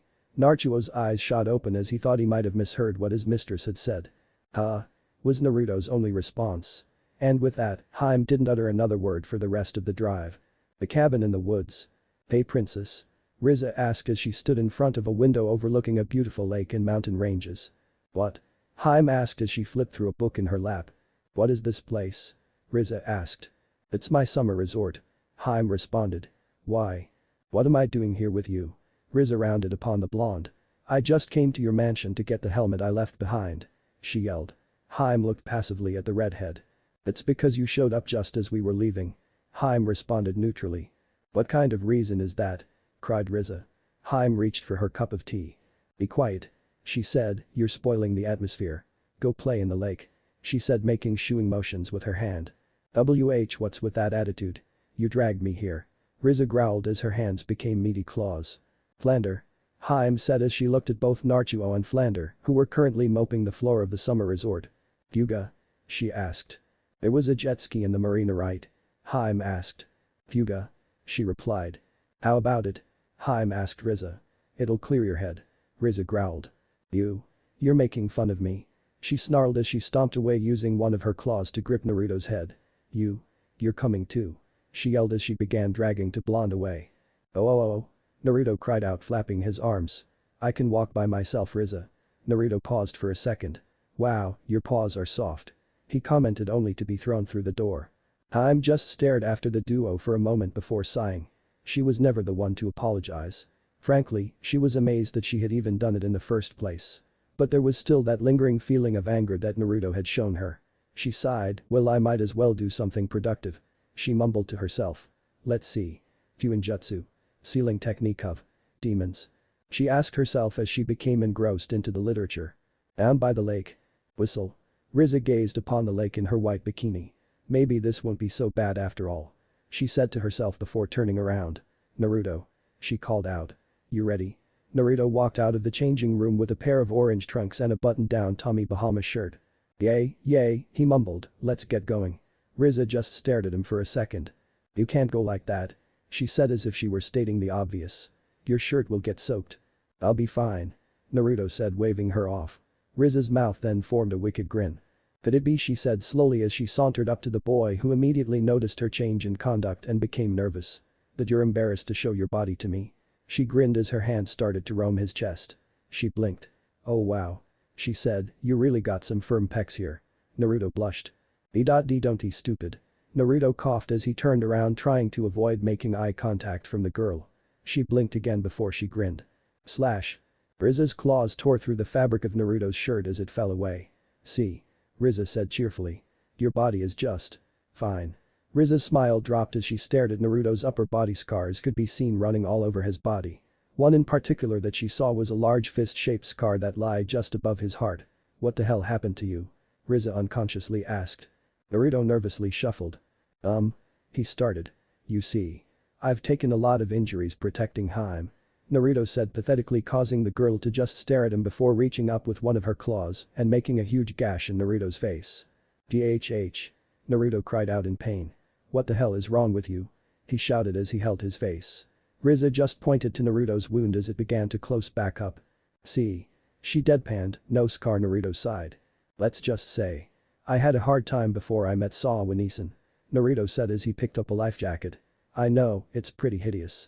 People get uncomfortable with me, so that's why I try to keep a shirt on. Anyways, enough about that, Naruto said, desperately changing topics. Let's go on that ride. Za. Naruto stopped as he turned and looked at the redhead girl. She was just staring at Naruto with what looked to be slight drool coming out of the corner of her mouth. Rizza? Naruto asked, starting to feel a little self-conscious with the way she was staring at him. Huh? Wah? She shook her head a second. What's wrong? She asked as drool could still be seen on her face. Naruto just pointed to the corner of his mouth. Rizza blinked before realizing she was the one salivating. Shit. She thought as she hastily whipped it off. Yay. Let's get that jet ski working. She cried out excitingly, quickly turning and running towards the dock. Shit, she thought, I can't believe that I was caught oogling a middle schooler. But those scars. She moaned silently. No. Bad Rizza. She scolded herself, taking a quick peek back at the blonde who just blinked at her reaction before following the girl. Moments later. Yahoo! Rizza yelled out as she and Naruto rode on the jet ski. Naruto was completely baffled on where he should be putting his hands. He'd never really been this close to a girl before, but at the same time, he didn't want to get thrown off. All of a sudden they hit a large wave, causing Naruto to fly into the back of the girl. Hey. Rizza cried out as Naruto felt something soft and squishy in his hand. Naruto looked around and got a slight nosebleed as he saw his hand groping one of Rizza's boobs inside her bikini. Hentai. She yelled out. They slowed down. It was an accident. Naruto tried to explain. Bullshit. Rizza cried out, a large blush adorning her face. You've totally got a woody right now. Naruto looked down only to turn bright red. What do you expect? Naruto cried out. I'm a hormonal teen and you're fucking beautiful. What did you think was going to happen? Rise went wide-eyed when she heard Naruto and went quiet. Naruto opened his eyes. Rizza? Naruto asked tentatively. Just shut up, Naruto. She said as they drove to a random little island. Her bangs were cast over her eyes, trying to cover the huge blush that was currently on her face. She needed to get some breathing room away from Naruto for a moment, so once they got to the small island, she got off and stretched before shaking her body around. After effectively calming down, Rizza turned to Naruto. So what's the deal with you and the princess? Rizza asked, getting Naruto's attention. What do you mean? He asked. Rizza quirked an eyebrow. I mean, something happened between the two of you, right? Seems like you've been pissed at her ever since we got here. She said, stretching her muscles. Naruto absent-mindedly glanced over her figure. It's nothing. Naruto said, brushing it off. Obviously it's not. Rizza said, I don't know if you've noticed, but the princess is overly depressed. That's her own problem. Naruto grunted, getting slightly agitated at where this conversation was going. Rizza sighed. Why? Because she called you a servant? Because her blood effect almost wore off and almost put you in the grave forever? Rizza asked. It has nothing to do with that. Naruto said harshly. I already accepted the role of a servant to her. I put my trust in her to inform me what is happening so I can protect her. And what does she do? Decides to withhold information to me, and now there is a possible new threat that could eliminate her. A threat that I am not strong enough yet to face. That's why. Naruto vented to the hybrid girl. So the princess made a mistake. She said, throwing her hands up in the air. She's royalty that grants immortality, not a fucking god. True, what she forgot to tell you was important, but the fact is that she forgot. Naruto glared at her. And how the hell do you know that? Naruto demanded. Ears popped out of Rizza's red hair. You see these? she asked pointing to her ears. I overheard talking about it to Flander. She's miserable right now and feels awful. It took Naruto a second to digest what he had just heard. Then why didn't she just say it was a mistake and that she forgot? Naruto demanded, half wanting to believe her and the other half wanting to hang on to what anger there was left in him. Look at her, Naruto. Rizza said. Look at her personality. Do you think that she is the kind of person that can easily do something like that? Hell, if that girl ever even mumbles some half-assed apology, that would probably be fulfilling some sort of divine prophecy. Naruto's eyes widened as he recalled the event that happened in the car. Listen. Rizza sighed as she scratched her head. All I'm saying is not to be so hard on her. Give her a chance. Naruto looked at the ground. I will never turn my back on you, Naruto. The words rang clear in Naruto's mind. His thoughts were interrupted as a hand was placed on his head. You're a good kid, Naruto. Rizza said as she smiled at him. Naruto mumbled as he looked away. You're only like 2 years older than me? He grumbled, I'm not that much of a kid compared to you. Rizza just smirked before giving him a peck on the lips, causing Naruto to back away in surprise. What was that for? He yelled out, his face now bright red like a tomato. Wahahaha. Rizza bellowed out. That's why you're still a kid, Naruto. She smiled as she turned back to the jet ski. Come on. We should probably check on that princess of yours. Later that night. Hime watched her servant carefully as he returned with the half-werewolf in the afternoon. It seemed as if his mood had changed drastically. She didn't know what happened between the two, but Naruto seemed to no longer be upset with her. She looked at Rizza as she came into the room, having returned from the bath. What happened with those two? She asked herself as she went from glancing from the loud girl to her servant. Ah. Rizza said, wiping her still slightly moist skin off with a towel. That was a nice bath. I'm glad that you're enjoying yourself. Hime smiled, causing Rizza to become flustered. I'm not enjoying myself. She declared as she plopped down on the couch next to Naruto, giving him a friendly slap on the shoulder. Hime just raised an eyebrow at this. Anyways, Rizza started. Why don't you tell me the real reason why we're here? She asked. HMPH. Hime crossed her arms, it has nothing to do with you. She said. Oh, I think it does. Rizza situated herself in a comfortable position. Can't you feel it? She asked. Feel what? Hime asked. Heh. Rizza chuckled, I guess that's why you're a princess. She smiled. I sense beasts, dozens of them. And they're out for blood. Naruto's eyes widened along with Hime's. Princess. What on earth did you do? She asked. Impossible. Hime cried out, standing up. They're a gentle clan. Princess, a strange creature walked through the door. Naruto jumped up, unsheathing his tanto. From what Rizza could tell, nowhere. She quirked an eyebrow and decided another place, another time. A humanoid creature staggered into the room. About 6 feet in height, he was covered in scales as his face took on a fish-like appearance. His glowing yellow eyes stared straight at them. The creature was covered in spikes, blood dripping from where the protrusions were. Run, he said before he fell over dead. Hey, Gilman? Rizza asked. Then cries and screams could be heard from outside. All three of them looked out the window. What's going on out there? Rizza asked. Naruto hesitated for a moment. I set traps outside in areas that I thought the cabin could come under attack. Naruto said, surprising the other two in the room. Traps? Rizza questioned. What the hell kind of middle schooler thinks of shit like that? She asked Naruto. Yufufu. Hime chuckled, you are becoming a worthy asset to have around, Naruto. Naruto slightly glared at his mistress before remembering what Rizza had told him and just nodded his head. Hime inwardly breathed a sigh of relief. She wasn't sure if she were on good terms with Naruto, and her demeanor just had to pop out at that time. Thankfully, it seems as if Naruto had gotten over their incident, so she would too. Crash. The house is, Rizza cried out as the building began to shift. I thought that you had set traps. She yelled at Naruto. Yay. He said, but not if there's a fucking army of them. And with that the house started sliding down the slope. I get it, Rizza said, it's the water, they're trying to get us into the lake. She cried out before the house rammed straight into the lake. Water? Hime said, clinging onto the sofa. This is bad. Naruto. Grab Flander. Yuga, Flander said as she started falling through the floorboards. Okay, Naruto said as he reached out for her. She's an android. They weigh tons. Rizza declared. If she sinks into the mud she'll never be able to pull herself out. What? Naruto said as Flander grabbed his wrist. Oh, shit. Naruto cried out as his body was dragged down with the android. Naruto. Rizza called out. Rizza, the house is sinking. Hime said as if it weren't the most obvious thing in the world. I know that. Shut up. She replied. Crash. Rizza turned, seeing dozens of Gilman breaking through the side window. This way. She heard as she looked up and saw that Hime had crawled through the roof window. Get back. Rizza said as she kicked various Gilman down from the window once she got there. We can't stay here for long. Riz shouted at Hime. What should we do? Various Gilman started to climb the structure of the building. It seems luck is on our side. Hime smiled as she saw a swan-shaped paddle boat lying next to the house. Both Rizza and Hime got into the paddle boat. Go. Hime ordered as Rizza began paddling as hard as she could. Gilman were flying through the water after the watercraft. Hime wielded a metal pipe and was fending off impeding attacks. You need to go faster, Rizza. Hime said. Then why don't you get your ass in here and help me pedal? Rizza shouted angrily as she pushed the pedals as hard as she could. Then a group of Gilman jumped from the water and descended upon the small watercraft. Shit. Rizza shouts, bracing for impact. Bzzzzzztt. Electricity coursed through the bodies of the Gilman as their muscles seized up as they fell into the water. What huh? Hime and Rizza's eyes widened as they looked for the source. Thump.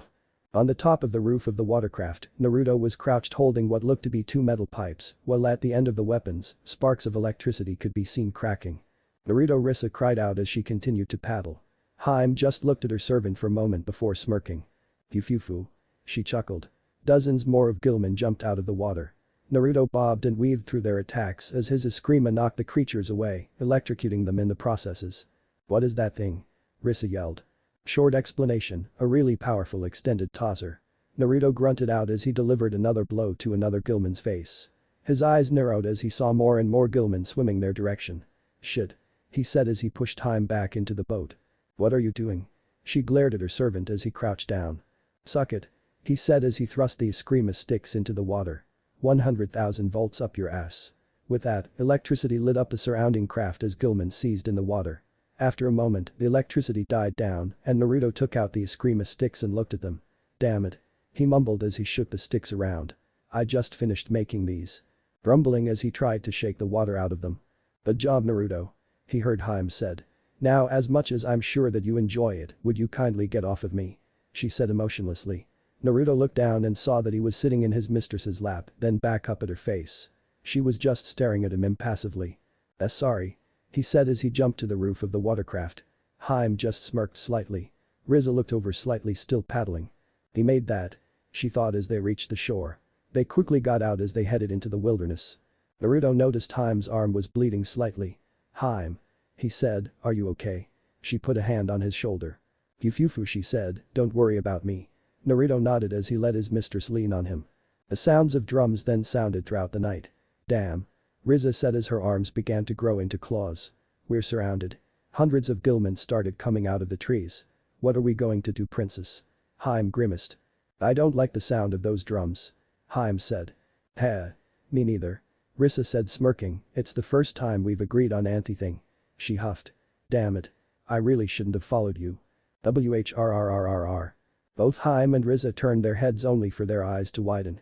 In one hand, Naruto had some type of wire wrapped around his hand, while in the other hand, whirling like a chainsaw behind him, was a 6-foot windmill shuriken ready to cut into the flesh of the advancing creatures.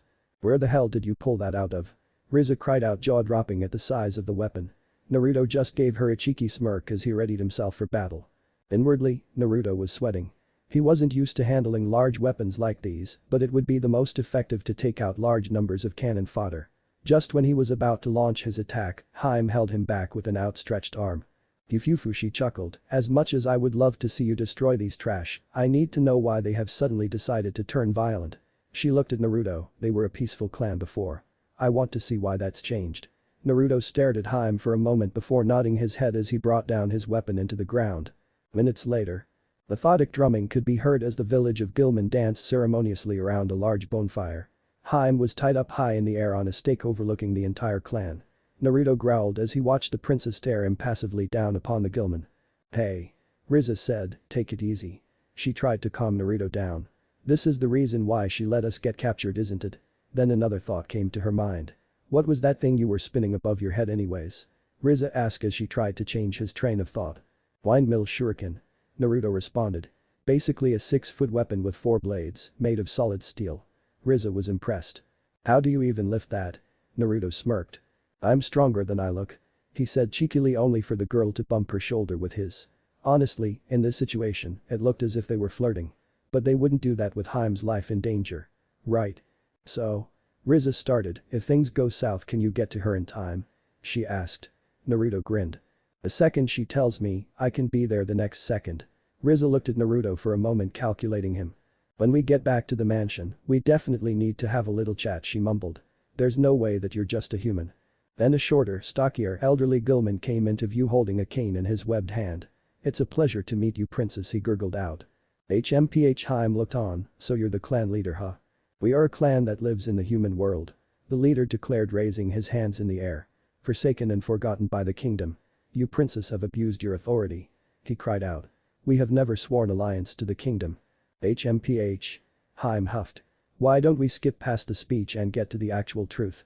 She said, gazing down at the elderly leader. If you actually have a problem with the kingdom, then I'll listen. But I'd guess the real reason you haven't killed me is that you're actually after my blood. Is that wrong? She asked. All the Gilman gaped at the princess's reasoning. Amazing, princess. All of the Gilman all bowed their heads. Your insight is incredible. Both Naruto and Rizza looked at each other. Hey. The elder said, looking at his clansman. What are you doing? Get up. He said. What's wrong with them? Rizza asked Naruto, who only gave her a shrug. Hee. The elder chuckled. You are a true princess. I'll get to the point. He then threw his arms up in the air. Our clan will live forever. He shouted. Your blood will grant us immortality. That is what we want. Cheers from the other Gilman could be heard behind the elder. Alright. Hime said immediately. So fast, the elder said to himself in shock. So? Hime smirked, gazing down at the clansman. Who wants to die first? Silence permeated throughout the crowd, followed by murmurs of confusion. Yes. Those who drink the blood of the royal family become nearly immortal. Hime explained. But only if they're dead. She looked at the shocked expressions of the Gilman. I guess you didn't know that drinking it has no effect on the living. So decided, she glared, which one of you will be the first? Or shall we do all of you at once? She smirked. Snap. Everyone looked at the sound and saw that Rizza had snapped her bonds, transforming her arms. Now's my chance. She said before racing through the clansmen. You're the leader. Rizza cried out as she honed in on the elder and pulled back her claws. Stop, Rizza. Hime commanded, and with less than an inch away from the frightened elder's face, she halted her claws. Right now I'm asking them whether they're willing to pledge eternal loyalty to me. She smirked again. Besides, if I were in any real danger, I would be taken out of here in a second. Right, Naruto? She gazed back behind her and saw Naruto, blade in hand, hanging from the bonds that tied the princess to the post. What? Rizza gawked, along with the other Gilman, who all shot their eyes to where they had left the blonde teen, only to find a scarecrow dressed in Naruto's clothes, with a sign saying, Hi. My name is Naruto. Nonsense. A booming deep voice rang throughout the area. She's speaking lies. A giant Gilman came out from behind a mountain. Standing about 50 feet tall, the Gilman looked Hime straight in the eyes. You're being tricked by this girl. He yells. She's trying to make fools of us. I'll drink her blood and prove it to you. He cried out as a webbed hand reached for the girl. Hime stared impassively at the oncoming limb when she saw a ball with strange symbols appear before her eyes. Close your eyes. Was all she heard from her servant behind her as she shut her eyes tight. Ah. The giant Gilman cried out as a flash of blinding light went off, causing everyone there to cover their eyes from the intensity of the light. When everyone could see again, they looked up and the princess was no longer there. What? The giant Gilman cried out, looking for the princess, only to find her being protected by both Naruto and Rizza. Why you? He cried out as he charged at them. Enough. The giant Gilman halted his advance as he heard the elder's voice. We've lost. He said half-heartedly, Princess, we did want to be immortal. But we can't kill each other just for that. He said with a hung head. Chief. The giant Gilman cried, regardless of what you say, I'm not backing down. In that case, in accordance with the ancient law. Hime said, looking up at the giant creature. Let's settle all of this with a duel. Rizza. She said, getting the girl's attention. You didn't really come to see me because of a helmet, if you understand what I'm saying. She left the rest of the conversation for her to figure out. Rizza scratched her head, lowering her eyes. Shut up, I understand. Her arms then transformed as she stood in front of the large Gilman. What? The Gilman asked. My name is Rizza Wildman. She said, I'm the daughter of the great warrior Volg Wildman. I accept the honor of serving as the princess's representative, she declared, and hereby challenge you to a duel. She cried out, looking up at her opponent, causing shouts and cries to rain across the Gilman clans. What? A formal duel, one Gilman cried out. If we win we get off scot-free. How lucky. Another shouted. Haha. Heh. The giant Gilman cackled. This little girl is going to fight me, he lauded. Hime? Naruto questioned as he glanced back to his mistress. She put a hand on his shoulder, indicating him to relax. Enough Naruto, she said coolly, but with excitement in her eyes. I want to see what she's capable of. Naruto nodded his head and turned back to the fight. Come on, Rizza said, putting up her dukes. You overgrown fish. Her eyes gleamed brighter as the full moon came out from behind the clouds. Hehehe.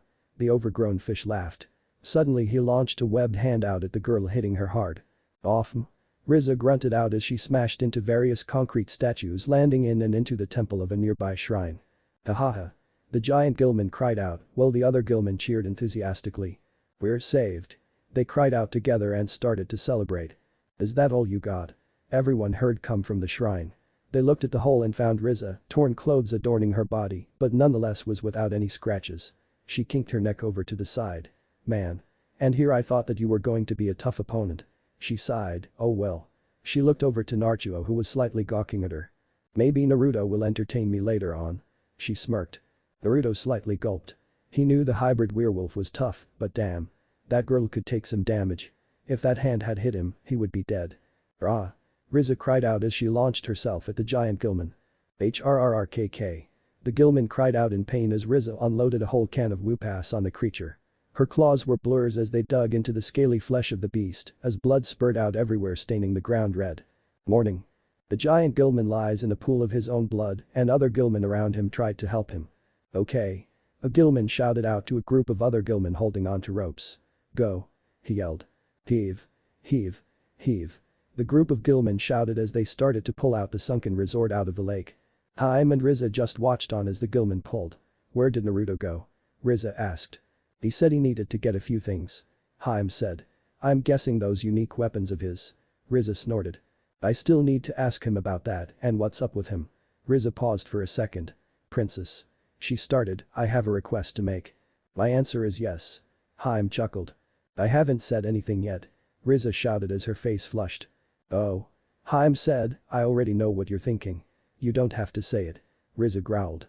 Then it doesn't make any sense. She argued. I'm going to say it anyways. She stuffed her hands in her pockets. I've come to realize that you may have been the one to kill my brother. But you weren't his real enemy. She looked out onto the lake. That person was the one who took me hostage and made my brother. She stopped. Nothing more needed to be said about that. I know that right now the royal family is engaged in a struggle over the succession. So the one who did it was probably one of your brothers.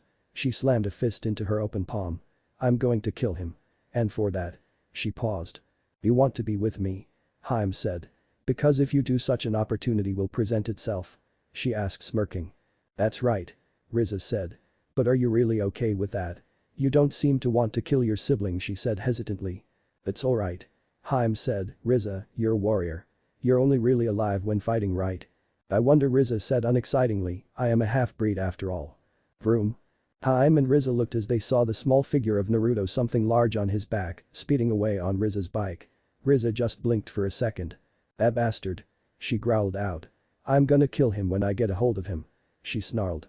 Hime just looked curiously as his figure disappeared. Flander. She said loudly, getting the attention of her soaking wet servant. Get the car. We're leaving now. She said as she started heading for the car. Princess. Rizza shouted. Where are you going? She asked as she was still pissed at Naruto for jacking her bike. To satisfy my curiosity. She said, walking away, leaving a confused Rizza staring at her back. But Naruto. Man, Rizza is literally going to kill me, he thought as he sped down the road on her bike. Most likely she was literally going to stick one of her claws in him, but he didn't want Hime and Rizza to find out about this. Well, more than he had already let them know. He looked over his shoulder and made sure his weapons were secure. He didn't have the materials with him to seal them, and he couldn't really just leave them there. They were damn expensive and hard to obtain. Hopefully I can at least seal the shuriken. With that he sped down the road. With Hime and Rizza in the car. The ride was extremely silent as the two sat in the back as Flander drove down the road. Hime had closed her eyes and folded her arms as it seemed as though she was content with the silence. Rizza was fidgety and uncomfortable with the ever-silent princess. Then she remembered something. Say. She started as Hime slightly opened her eyes. Do you know what Naruto did exactly before he became your blood warrior? She asked. Hime closed her eyes once again. I have my speculations, but no. Why? Hime asked. Rizza looked over. He's what, 14? She asked. What kind of 14-year-old has scars like that? She questioned. Hime didn't respond for what felt like was several minutes. Scars? She asked quietly. Rizza just looked confused. You don't know? She asked. Yay, I saw a lot of scars that ran across his body when we went swimming in the lake. She couldn't help but feel herself slightly heat up at the sight of Naruto and those scars of his. Hime didn't respond once again.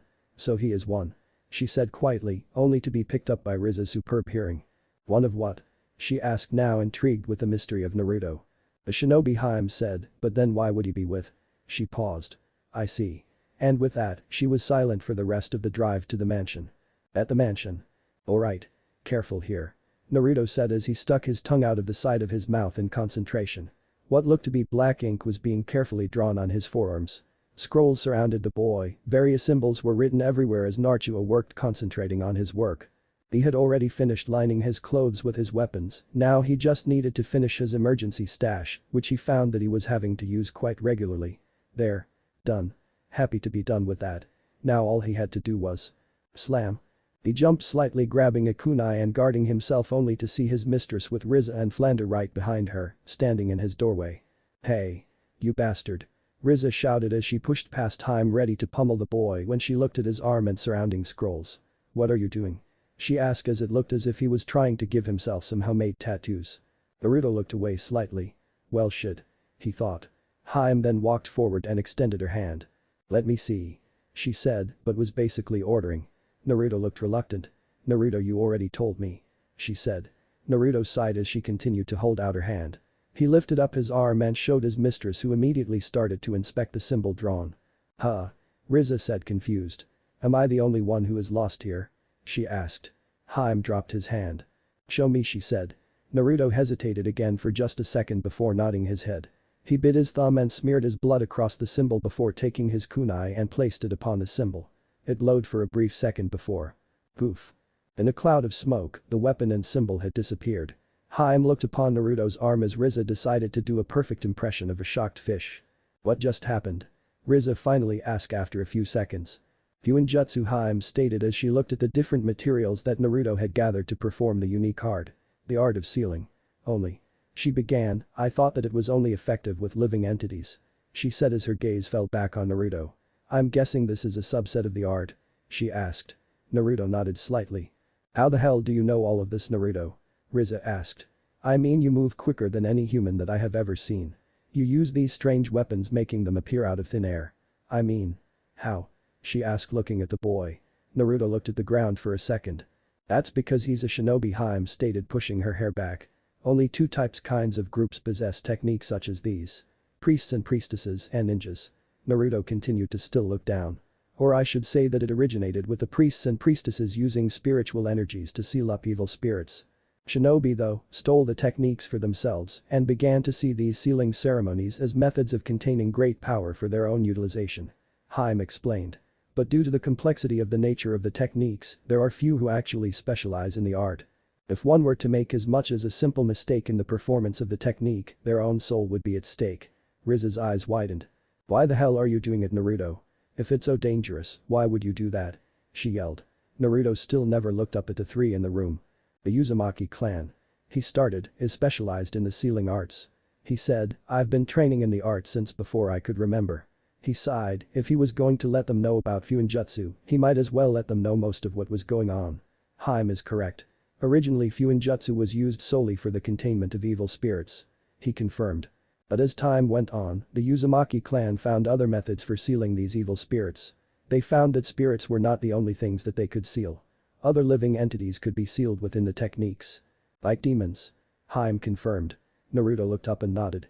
Even one of the greatest demon lords of all time. The Kyuubi no Kitsune. Naruto's eyes shot open as well as Rizza's. No, where Rizza said in awe. Everyone had heard of the Kyuubi no Kitsune. Who hadn't? He was basically the epitome of evil.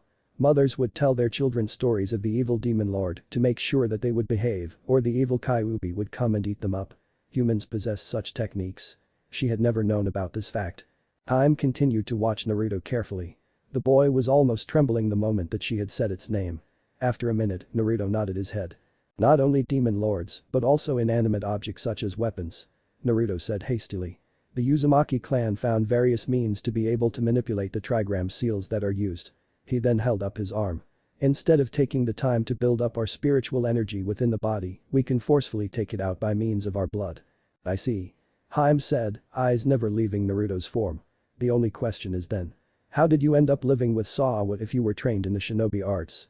Naruto's eyes widened as she saw his fist clenched. Naruto was silent for about 5 minutes before Rizza was about to open her mouth before Hime bited her against it. Naru she started carefully only to have him interrupt her. Please. He whispered causing slight surprise in both Hime and Rizza. Flander just looked on questioning what was going on. Not yet. He said. Please I'll serve you with everything that I have. Just please. Don't ask me that yet. He pleaded without moving. Nobody moved for a moment. Then Naruto felt a hand placed on his shoulder. He looked up and into Hime's soft smiling eyes. When you are ready she said, I will always be here to listen to you. She squeezed his shoulder slightly before getting up and started to walk out the door. Become better Naruto. She said walking away. I'm expecting extraordinary things from you. Rizza looked back at Naruto who was still sitting on the floor before following the princess out along with Flander. Hey princess. Rizza said as she walking in line with her. Is it really okay to leave him like that? She asked, I mean, he looked pretty distraught. She said worried for her new friend. That's the reaction of someone who hasn't trusted anyone in a very long time. She said. There are only 2 ways that Naruto could have ended up as Sawa's brother.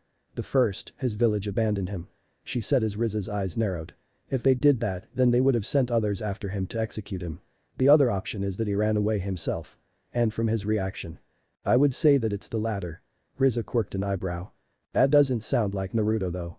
She said thinking about Naruto's personality. He doesn't seem like the kind of guy who would do something like that. Hime sighed. Regardless. She said, there are very few clans that are adapted in the arts of Fuinjutsu. I doubt that they would simply banish Naruto for any reason. They would want to keep the arts for themselves. And Naruto said it himself he's a special case. His clan was able to go further with the art than any other clan apparently has. Rizza listened carefully to what the princess was telling her. In any case. If they find out that Naruto is still alive. It's going to become extremely difficult for everyone. She stated as she walked out of the hallway leaving Rizza to ponder her own thoughts. The next day. Naruto sighed as he sat in his classroom. Ever since the incident with the other guys, people had been avoiding him like the plague. Rumors had spread saying that he hospitalized 5 guys and then mercilessly beat their families as well. The rumors were getting kind of ridiculous, but there wasn't really anything that could be done. It was probably better for everyone if they just stayed their distance from him. Naruto knew that he couldn't lead a normal life after he had become Hime's servant after all. Hime's servant? What the hell was wrong with him? He even let Rizza be there to find out what exactly he was. At one end, he was furious with himself for all of the obvious rookie mistakes that he had been making around these 2. But on the other hand, a part of him was glad that they were finding out more about him. And accepting him. It was liberating. Alright class. The teacher came into the room. Get in your seats. I have news for you today. He adjusted his glasses. From today on we're getting a new transfer student. You may come in.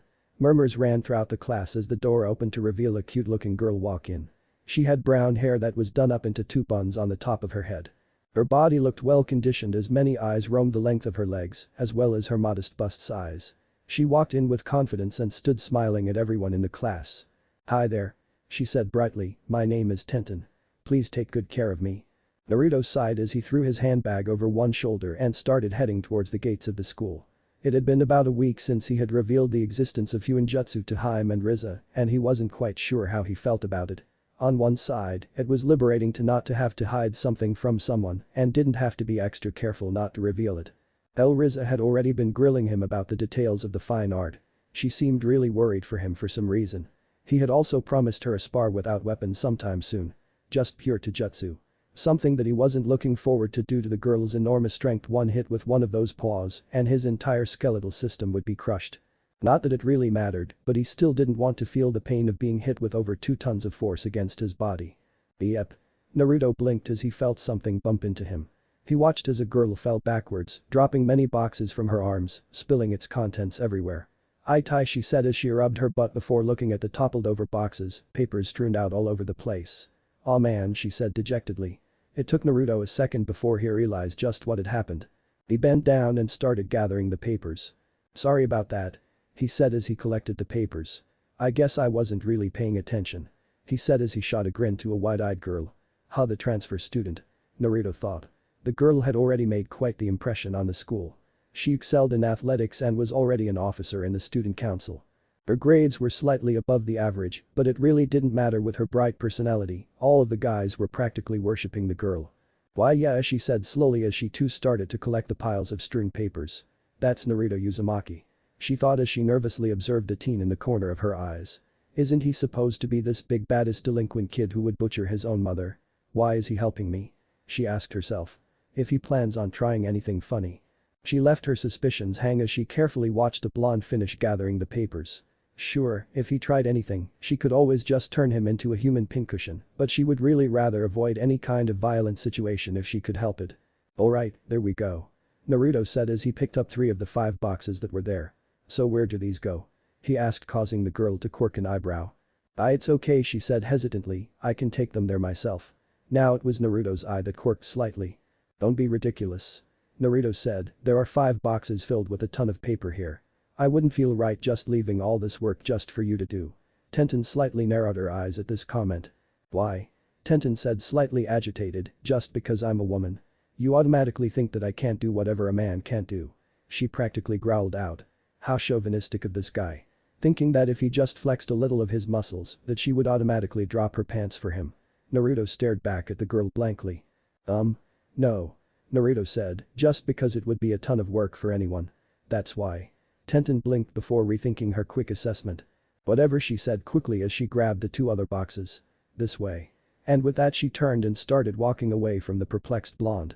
Shrugging his shoulders, he just followed.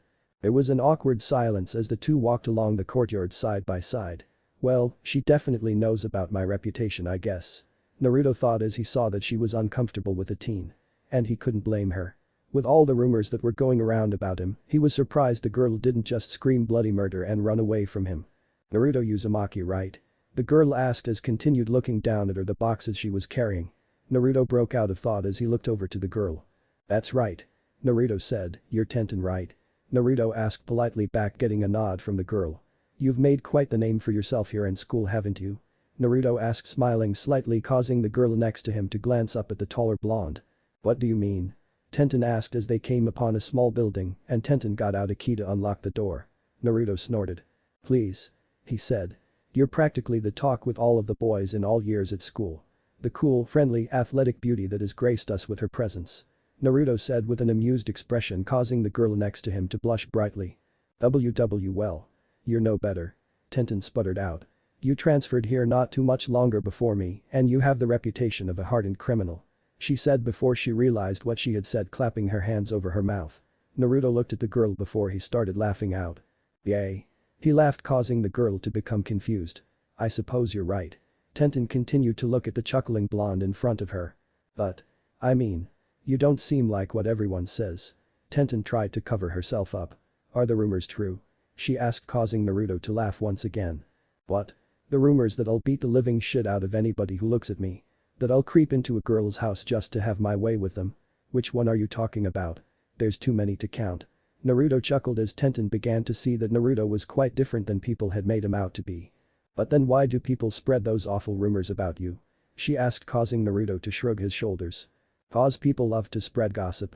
Naruto asked, I just didn't want to be pushed around by some of our classmates because I was the new kid. So I defended myself. Because of that, they say all these things that cause people to become too afraid of me to even confirm it for themselves. Naruto sighed. It's not so bad anyways. That's terrible. Tenten said slowly. That's just not fair. Those bastards. When I get my hands on them. She left the threat hanging for a little.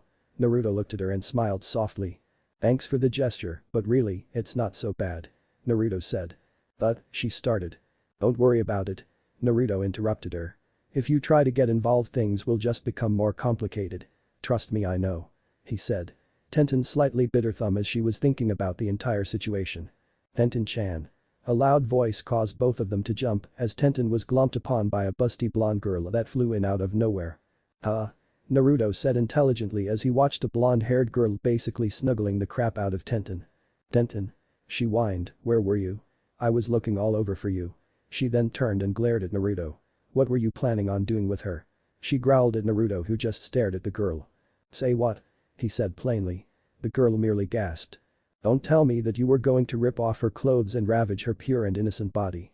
She cried out, causing both Naruto and Tenten's eyes to widen. PP President. Tenten stammered out as her face flushed bright red. Naruto's eyebrow twitched slightly as the girl then smashed Tenten's face into her voluptuous bosom. "Well, you can't," she said, "cause the only one who can ravage this girl is me," she declared as Tenten was struggling for breath. Naruto sighed as he placed a hand over his eyes, slightly massaging his temples. "That's not what he was doing, President." Tenten gasped as she managed her way out of the grasp of the blonde. The girl cocked her head in confusion, glancing from Tenten to Naruto. "He was just helping me deliver the boxes of documents that you had me move." The girl's eyes lit up.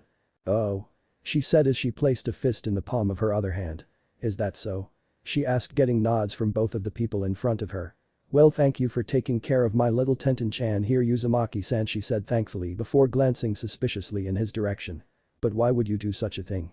Expecting little Tenten-chan here to pay you back in sexual favors or something?" she asked, causing Tenten to go red while Naruto just sighed again. What was up with this? Sure, there were some rumors about him, but he didn't think that someone like the student council president would believe them without hard proof. "Can't a guy just help out someone who needs help without expecting anything in return?" he asked, causing the blonde-haired girl to blink. "Forgive me," she said after a moment. "It's just that you do not have the best reputation here in the school, Uzumaki-san," she said. "That's not his fault," Tenten cried out, causing the busty blonde-haired girl to stare at her junior for a moment, which in turn caused Tenten to turn slightly red. I mean that just because he wouldn't follow the demands of his seniors." She trailed off as she became increasingly more interested in drawing a pattern with her foot on the ground. The president's eyes softened for a moment before. "Lump. Away." The girl cried out as Tenten just blinked for a moment before realizing that the girl was once again snuggling her to death. And then Naruto. She gasped out from the girl's bosom, only to see that Naruto was looking away, whistling innocently as if nothing were going on. "TT traitor." She gasped out before being shoved back into the girl's bosom. After a few more minutes of this and with the successful escape of Tenten, the president adjusted her skirt and turned to Naruto. "It looks like I owe you an apology, Uzumaki-san," she said as she looked at the slightly surprised boy. "Tenten here is right. I should not have made any assumptions based on just rumors that I hear around the school." She held out her hand. "My name is Mercelita de Blois. It's a pleasure to meet you." Naruto looked at the hand for a moment before smiling and grasping it with his own. Of course, he had heard of the legendary foreign girl that had entered their school a year and a half ago before. She had traveled across the seas for their father's business and had quickly made a name for herself within the academy. She was considered the star athlete of the school. Many different high schools had scouts looking at her performance. She was also the top-ranked scholastic achiever, always receiving top marks in all subjects of the schools. Not only that, but Mercelita was a political figure as well. You could even say that she was the mastermind of how things ran within the walls of the school. She was a very influential individual, coordinating all activities as well as balancing out finances that the student body accrued. But the main factor that drew the most attention to the girl was her exotic beauty. Her green eyes with her blonde hair. Down to her voluptuous figure, this left many, both girls and boys, speechless as they saw her walking down the hallways. "Pleased to meet you," Naruto said. "As you know, I'm Naruto Uzumaki." Mercelita smiled at Naruto. "So why don't we get the rest of those files that need to come here?" She winked at the blonde, grabbing his arm and running down the hall with him, leaving a blinking Tenten in the hall. What just happened? She asked herself before realizing that the blonde duo had disappeared. Hey. She cried out, running after them. "Wait for me." A few hours later.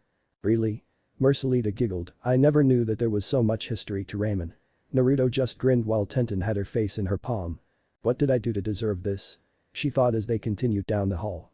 For the past hour, her new friend, Naruto, had been raving about the greatness and holiness of ramen. Honestly, she didn't know how someone could be such an addict of a simple noodle dish. "Of course it is," Naruto said before looking outside and saw that the sun was setting. "Oh crap. I gotta go," he said quickly as turned around. "Where do you need to go?" Mercelita asked. "Gotta go to my job," Naruto said as he quickly gathered his things from his locker. "You work?" Tenten asked. "What do you do?" Naruto turned to her and grinned. "Something like a butler," Naruto said before taking off. "See you Monday," he said before he took off quickly. Both Mercelita and Tenten just stared at the retreating figure. "He sure can run fast," Tenten said as Mercelita just nodded her head. Tenten turned to the girl. "Well, I gotta get going too," she said brightly. "I'll see you later, President," she said as she too ran off. Mercelita just stood there in the entrance to the school, still staring at where the blonde boy had left the school building. "Did you feel that?" came a monotone voice nearby.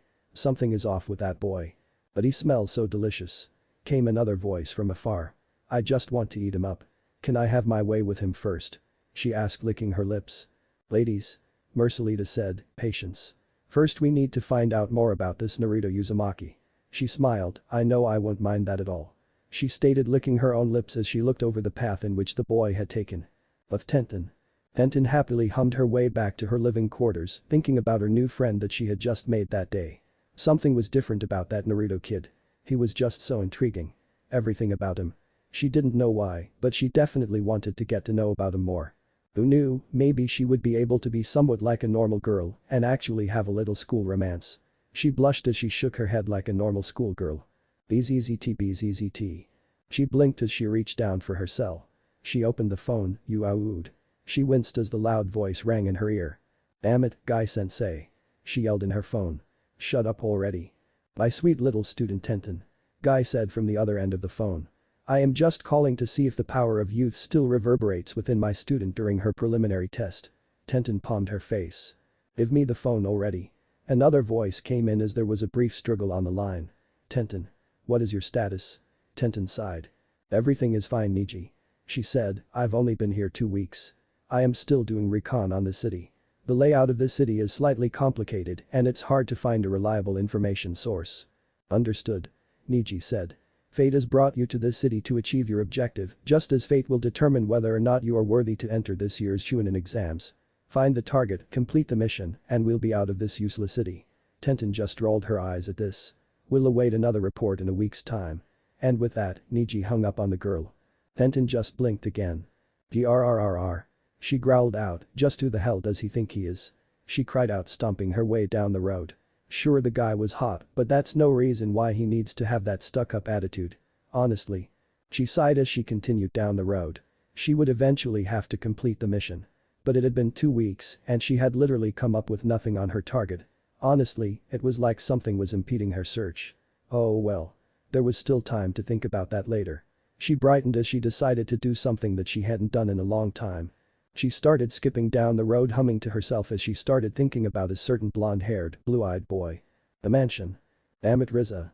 Naruto cried out as he dodged another swipe from her paws. Do we really need to do this now? Right when Naruto had gotten back to the mansion, the red-headed hybrid literally dragged the boy out of the mansion in the yard to spar with him. Well, it was more like she was trying to skewer him with her claws, but hey. He was half immortal, right? He could take it. I don't have too many more of these uniforms, Rizza. Oi. Watch it. He cried as Rizza nicked his right cheek. Shut up already and fight me. Rizza growled as she took another swing at the nimble blonde. She had grown frustrated with herself that she couldn't even land a single strike against Naruto. Okay. As mentioned before, he was half immortal, but he was human regardless. His reflexes shouldn't be this damn good. Damn it. Hold still. She cried out, taking another swing and a miss. How about no? He said. As much as I like to have nice razor-sharp claws tear through silky smooth skin, I think I'm going to have to pass on that today. Rizza growled again as she lunged at the boy. Alright, that's enough of this. Naruto said as he bit his thumb, swiping across his wrist. Rizza shot out a claw at the boy only for him to slide to the right, quickly whipping his hands around. Rizza felt something small and sharp dig into her arm as it was forced to go behind her. At the same time, she also felt other points on both of her legs and other arm that caused her to fold backwards into what looked like a bridge. Rizza cried out as she found herself in an uncomfortable position, her body being bent back. She struggled to move, but found that she couldn't move her arms or legs without having what she found to be wire digging into them. Damn it, Naruto. She cursed. Get me out of here. Naruto sighed as he decided to take a seat on the girl's muscular abdomen. Wow, what are you doing, hentai? Pervert. She cried out as she blushed slightly, but flushed mainly because of her rising anger. You telegraph your moves too much. Naruto said, causing Rizza to just blink for a moment. That's why, even with your enhanced speed, I can dodge all of your attacks.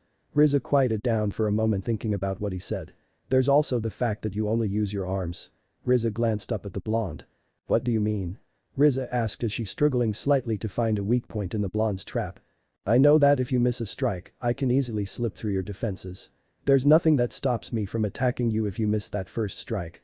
Naruto said before patting her legs, causing the girl to blush. Have you ever thought about introducing some kicks into your attacks? Rizza blinked. But, I'm a hybrid. All my strength comes from my arms. Naruto sighed as he took out a kunai and cut through the wire, trapping Rizza, causing her to flop onto the ground. Pick me. Naruto said as Rizza stood back up, looking at him questioningly. What? she asked. I said kick me. Naruto repeated. I'm just going to block. Nothing else. Rizza looked at the blonde for a moment before shrugging and lashed out a kick at the boy. Naruto raised up his arms as he blocked the oncoming strike. He grit his teeth in pain and the kick raised him up a little in the air and back a few feet. Well fuck. He muttered, that hurt like hell. He shook out his arms as smoke started rising from his forearms, repairing the damage taken. So what was I supposed to see? Rizza asked as Naruto walked up to her. Naruto just stared at her. Did you just see how hard you kicked me? He asked. That kick fucking fractured both of my arms and sent me back. Sure you might be a hybrid, but your entire body has enhanced abilities. Naruto stated. Shit, no normal person would ever be able to do something like that. If you worked on either your footwork or worked on incorporating kicking in combat, I'm positive you would be a force to reckon with. Rizza's eyes widened slightly. It was true. She didn't understand why she hadn't thought of it before. Have you ever even tried to transform any other part of your body? Naruto asked. Rizza just shook her head. No, because this is the extent to what a half-breed can do. She said. Naruto quirked his eyebrow. How can you be sure if you've never tried? Naruto asked. Honestly, Rizza-chan. I think the only thing that is holding you back is what people tell you what is possible and impossible. Naruto scratched his head. I honestly believe you could train other parts of your body to where you could transform. Not just your arms and ears. Naruto looked right in the girl's eyes. I may not have known any other werewolves, but if there was ever one to be able to do the impossible, then it would be you. Naruto stated, causing Rizza's eyes to once again widen. You say that hybrids of your people are looked down upon. But honestly, I don't think that I've ever seen anyone with more pride with who they are than you, Rizza-chan. And to be perfectly honest, that's one of the things I like about you. Naruto said, turning away, missing the large blush that had risen on the redhead's face. I have no doubt in my mind that you are going to be one hell of a werewolf, Rizza-chan. The only thing that's stopping you from moving forward is yourself. And with that, Naruto disappeared into the mansion, leaving a blushing Rizza out on the yard. Damn it, kid. She said, slapping herself in the face, shaking her head, trying to get control over herself. If he keeps saying cheesy shit like that, I'm not going to be able to control my instincts. She took a few deep breaths to get control over herself, calming herself down. After a few moments, she looked down at her legs, extending one out. Kicking, huh? She said to herself. I've never been much of a kicker. But who says that I need to kick? She smiled deviously as she walked over to her bike. She needed to get some real training in, and she knew the perfect place to do it. A day later. Damn it, Hime. Naruto cried out as he dove for another blood droplet that had already dispersed itself in the air. I'm already feeling woozy. I can't take much more of this. Just let me drink your blood already. He cried out as he dove again, trying to drink at least one drop of the girl's blood. Fufu. Hime chuckled as she leaned against the balcony of her mansion. Her hand was extended out as a thin line of blood could be seen dripping down her finger. Apparently to amuse herself, she would only let Naruto drink her blood if he could catch it in his mouth while she was on the second story. Careful, she laughed, if you don't hurry up, the effect of my blood will run out and you'll die. This is my precious lifeblood. You shouldn't waste a single drop. She chuckled as Naruto dove face first into the mansion wall. It was unfair, the second the drop had left her finger, automatically the blood would begin to disperse into thin air. Geez, Rizza said as she watched the duo, her back leaning against the railing. That's just mean. Naruto. Hime sang, move more to the left. She teased before something caught her attention out of the corner of her eye. Huh? Ah. Came the cheery voice of a young girl. Wani-sama. All three heads turned as they gazed upon two figures walking in their direction. The shorter girl had clean, swept back hair in the front and curled blonde hair in the back, kept up in a ponytail by the crown adorning her head. To keep her bangs out of her face, a pin was placed as well. She had blood-red eyes with slits for pupils, much alike to Hime. She wore a black dress down to her knees and red roses around her waist like a belt. Her sleeveless dress had white ruffles at the ends of her shoulders and at the bottom of it. She was also wearing white tights, black dress shoes, and her crown looked to be silver that had red that rode along the middle rim. To the girl's side was a tall maid with short green hair. Two buns, what looked to be bolts, could be seen adorning the top of her head. She touched her glasses as she adjusted her outfit suited for servants. Sherwood. Hime said as she looked down at the smaller blonde. Rizza scratched her head in annoyance. Sherwood? She asked herself before her eyes widened. She's a royal, she shouted as she rushed from the balcony. Rizza? Hime cried out before Rizza shot down the stairs. What? Naruto asked, looking blankly at the scene. The royal, Rizza growled in her mind, one of the royal family killed my brother. Her hands morphed into claws as she saw Sherwood and her servant. It's here. I never thought I'd get a chance so quickly. She thought as she lunged down the stairwell. "My name is Rizza Wildman," she declared. "I'm the daughter of the great warrior Volk Wildman. On my brother's honor, I'm going to kill you." She snarled as her claws pulled back for a strike. Her maid then stood in front of a smirking Sherwood. "Your maid is no match for me," she cried out as she shot a claw at the maid. "Fuga," the maid said as she held out her palm. Rizza's eyes widened. An android, she thought, as her claw was caught in the maid's hand. Rizza used her momentum from the strike to swing her body around the side, striking her other claw out. "Fuga," came the reply as the maid caught the other claw in her other hand. "Arg," Rizza growled out, head-butting the maid right in the face. Sherwood smirked. "Rizza," Hime said as she descended the stairs. "It wasn't her. And you should probably avoid head-butting an android. They are made from various metals," she pointed out as Rizza slid down the front of the maid, swirls in her eyes. "Now you tell me," she moaned out as she lay in the ground in pain. Though that was a pretty quick reaction she had there. Everyone turned to see Naruto panting as he walked through the door, still in need of Hime's blood. Her reaction timing is quicker and her last strike was less telegraphed. "She's been training hard. I'm impressed," he said as he helped a blushing red head up off the ground. "Shut it," she mumbled, looking away. Hime gazed at the scene for a moment questioningly before turning and walking away. Minutes later. Sherwood and Hime sat on opposite sides of the large dining room table, their maids at their sides. "Sherwood," Hime started. "I know you're not ignorant of the current situation in our family. So why on earth are you here?" she asked as Sherwood took a sip of her tea. "Do you really want to say that, One-sama?" she asked with a sly grin. Outside the room. Naruto leaned against the door, though it was ajar just enough to see the occupants inside. But to any onlooker it would seem as though he was just standing there silently. "So now you're a peeping Tom, huh?" Naruto's sweat dropped as he glanced at Rizza in front of him, who was sitting against the opposite wall. Too bad that she wasn't just any onlooker. "Information is powerful," Naruto said. "Is that girl Hime's?" he started. "Yeah," she replied. "That's Princess Sherwood. The third princess." She leaned forward, scratching her head in frustration. "Damn, Hime said that she's not my brother's killer. But I still don't trust her." She got up.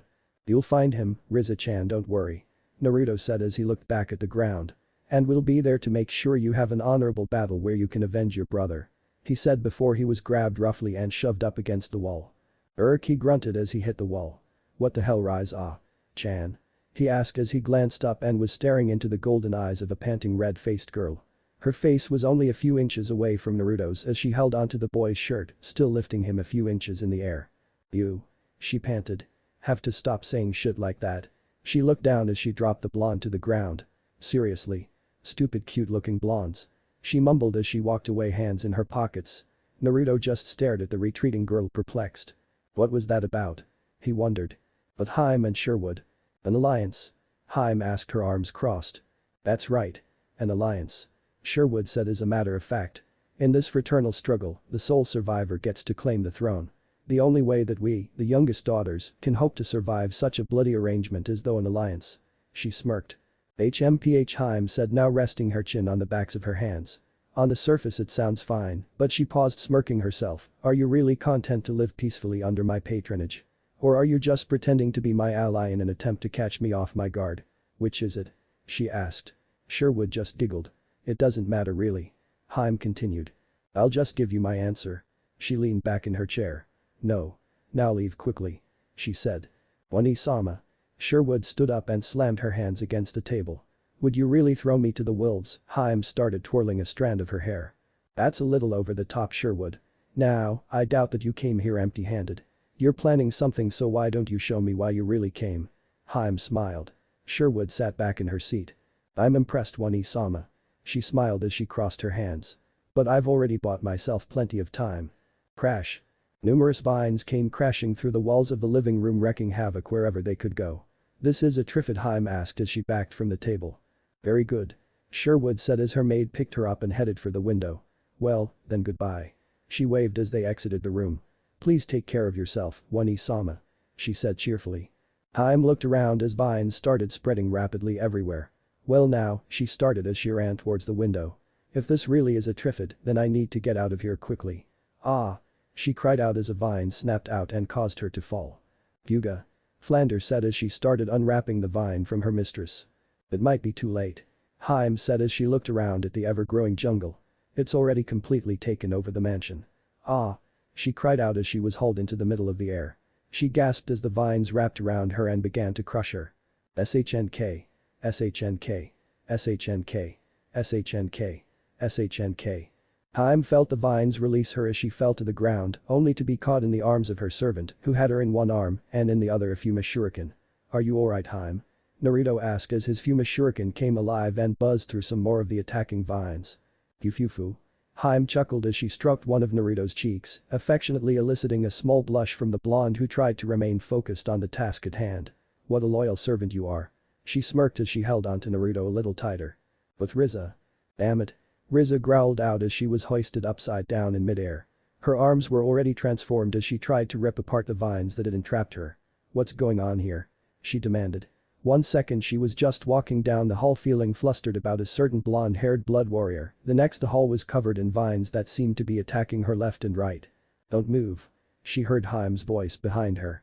She felt the vines loosen as she too fell towards the earth, only to be caught by our favorite blonde-haired ninja. "You didn't need to catch her. She would have been fine." Hime sulked slightly. "You were almost strangled to death, Rizza." She continued as she held a giant buzzsaw in her hands. "Triffids won't allow their prey to escape." "No shit." Rizza growled out. "But Sawa." Sawa happily hummed a tune as she continued her cleaning duties in the basement of the mansion. "Look out, Rizza." "Wah." "Oh, my." She said as she glanced back hearing the noises. "It certainly is noisy upstairs," she said. "Oh well," she chirped as she resumed vacuuming the floor. "Back with the others." "Damn it." Rizza cried out as she ripped another attacking vine apart. There's no end to them. It had grown dark as the 4 individuals continued hacking away at the attacking plant. "It's odd," Hime said as she was backed against Rizza. "The sun's gone down, yet it's still growing." Rizza paused for a moment. Now that she had thought about it, the Triffid only flourished during the daytime and tended to wither without that natural source of sunlight. "Yay, that's true." She agreed. "Well, don't worry, I have an idea." Hime said. "I can't wait to hear it." Rizza said sarcastically. Me." Hime heard her servant pant out. She looked over to find Naruto trapped within numerous vines, sweating profusely and breathing heavily. I can't," he panted out. "What?" Hime asked confused. "Oh, that's right, you haven't had any of my blood. Why didn't you have some earlier?" She asked as if it were the easiest question to answer. "I bitch." Naruto growled out. "Fuga." Hime turned to find Flander carrying a large tank of propane over her head. Vines continued to wrap around the tiny android, but she continued walking as if nothing were impeding her. "Ah, you're here, Flander." Hime said as Rizza continued to curse at the vines trying to kill her. She looked at the gas tank. "What do you think?" Hime asked Rizza. "I like it," she said with a grin. "Let's get out of here." Hime said. "Yeah." Rizza cried in agreement running down the hall. "Hime." Naruto yelled out in frustration as he was left trapped by the vines. Outside the mansion. "It's gotten quiet," Sherwood said. "Maybe they're already dead?" she asked cheerfully, twirling her body around. "Fuga." Her android replied. "HMPH. You always worry, Francesca." She sang out. "Fuga." "What?" "Ooh. A huge explosion took out half of the mansion as the two looked down and stared at the oncoming flames. "Aha." Sherwood smiled as she looked down at the half-obliterated living quarters. Out of the smoke, both Hime and Rizza walked out of the mansion unscathed by the vicious plant. "I'd figured you'd have already run away." Hime smirked. "You're more foolish than I'd thought, Sherwood," she said. "Oh, I wouldn't do that, One-sama." Sherwood grinned. "I haven't given up on my victory." She shouted as she raised both hands high above her head. A vine then shot out of the ground wrapping around Hime's leg and hoisting her into the air. "What the hell?" Rizza cried out as huge vines started shooting out of the ground in every direction. Naruto moaned as she was still tied up right next to the hybrid girl. "Ah, I see." Hime said as she gazed at her entire property. "The Triffids infested this entire hill." Flander ripped out the vine that held her mistress, releasing her from its grasp. "Rizza." She shouted as she landed on the ground. "Yeah? Come with me." She commanded as she ran to the side of the house. "Don't give me orders." Rizza shouted as a tick mark appeared on her face, regardlessly following the girl. "Run all you like, One-sama." Sherwood laughed. "There's nowhere safe for you." "Vroom." "Oh, I can think of one place." Hime smirked as she rode on the back of Rizza's motorcycle. Rizza weaved in and out of the attacking vines, dodging and jumping out of harm's way towards their intended targets. "So foolish," One-sama. Sherwood chuckled as she stepped up onto a growling vine. "I have Francesca, who is immune to physical attacks, here with me," she laughed as the maid appeared before the oncoming duo. She held out her hand and flicked out an object from her thumb. "Fuga." she said as the object tore through the air and into Rizza's shoulder. Ah! She cried out in pain as she tried to balance herself out on the bike. What was that, she asked. She flicked a pebble. Hime responded calmly. Give me a break. She cried out, looking on to see that the android had prepared another deadly pebble. Not good, here comes another. Rizza cried out her warning. HMPH. Hime smirked. It'll be fine. Android in the service of the royal family won't attack any royal. But she's aiming at me. Rizza said, getting another tick mark on her head. What? Are you scared? Hime asked as she stood on the backseat of the bike. What did you say? Rizza growled out. Fine. Here we go. She yelled as she revved up her bike, gaining even greater speed. Just then the both of them noticed a flying tree trunk sailing over their heads. Huh? Rizza said as the trunk hit Francesca, sending her flying away. Impossible, Sherwood said, staring down at the scene. Francesca weighs tons. She looked ahead and saw a little android recovering from her throw. Fuga. Rizza popped her bike onto the vine where Sherwood was and started driving up the stalk. Sherwood started as she tried to back up in fear. Rizza drove off as Hime launched herself at her little sister, embracing her in a tight hug. I've got you. She said as vines started to wrap themselves around the sisters. The only safe place. That's where you are, Sherwood. Of course, now that I'm here, here is no longer safe. Oni-sama. Sherwood said, panicking as the vines lifted them off of the stalk and into the air. So choose. Hime said, you can die here with me, or… Oni-sama. Sherwood cried out, it hurts. HMPH. Dying with my little sister, there are worse way. She said, smiling. I understand, Oni-sama. Sherwood said, crying. I've lost. As soon as those words were said, the vines loosened and let the sisters down onto the stalk. Sherwood. Hime said as she stroked her little sister's hair. My adorable little sister. Let's form an alliance. She said, causing her crying sister to look up at her. Wah? She said. You have no chance against our siblings. I don't know how long we'll survive, but let's give it a try. Her sister looked at her for a moment. Oni-sama, you didn't think that I was serious about that? Sherwood asked. HMPH. Hime smirked. Just call it a whim. Sherwood just smiled sadly. Kind, she said as she backed away from her sister farther up the stalk. My kind, foolish Oni-sama, you really haven't changed, she smiled. What you just said to me, I give it right back to you. Someone like you may hope to achieve the throne, but someone so soft could never prevail over our siblings, and with that, she let go of the stalk and fell from the monstrous plant. Sherwood. Hime shrieked as she watched her little sister plummet towards the earth. Shit. Sherwood heard as someone embraced her mid-full, jumping off from the nearby cliff. Naruto, Hime asked as she gazed down. Naruto shifted his weight as he threw out his shuriken, gripping tightly onto the wires. Shit. This is going to fucking hurt. He thought as he and Sherwood plummeted down the cliffside. Naruto felt the wires wrap around a tree and grunted as he felt his arm pop out of socket, changing their direction in mid-air and heading towards flat land. Shit. Naruto thought as he saw what he was head for. He tossed the girl he was carrying harmlessly out of the way before he was impaled through the back by a sharp tree branch. URGHH. Naruto threw up blood as the impact hit him. The tree branch broke and he fell to the ground, panting heavily. Arg. He shouted as he took the branch from his back before flopping onto his back, hoping that he could still manage until Hime made it to him. Ouch, Sherwood said as she massaged her back. I thought I was done for. She said before noticing the blonde-haired boy next to her. The blood, Naruto muttered as X started replacing his eyes. Sherwood gasped as she turned red and she placed her hands over her mouth. Such valor. She gasped, gazing down in wonderment at Naruto. In the forest. Naruto. Rizza called as she continued her search for her friend. Apparently this was the place that they had landed. Princess Sherwood. Geez, why do I have to find those brats? She sighed as she continued her search. But Sherwood. Oh, brave one. She said as she lifted her leg. You may drink. She stuck a bloody toe into the blonde's mouth, letting the fluid drip down his throat. Seconds later Naruto began to come to, only to have his eyes widen significantly. On top of him was a blushing Sherwood who had straddled him and had her foot in his mouth. Those who drink the blood of the royal family become nearly immortal, however, if you do not keep drinking it, you will die after a few days. The red-faced Sherwood said as she held a hand to her face bashfully. So I suggest you serve me for the rest of your life. She said as she took her foot from his mouth. Huh? Naruto said as smoke started to heal his wounds. What are they doing? Rizza asked as she sweat dropped off to the side of two. Later, after repairs to the mansion. Yes, I did say that we would form an alliance, Hime said as she placed her teacup in its saucer. And I have no intention of backing out, but Sherwood had come back to the mansion eagerly ready to become closer to her sister through their newfound alliance. But that is my servant. Hime said with a small tick mark above her forehead. Nope.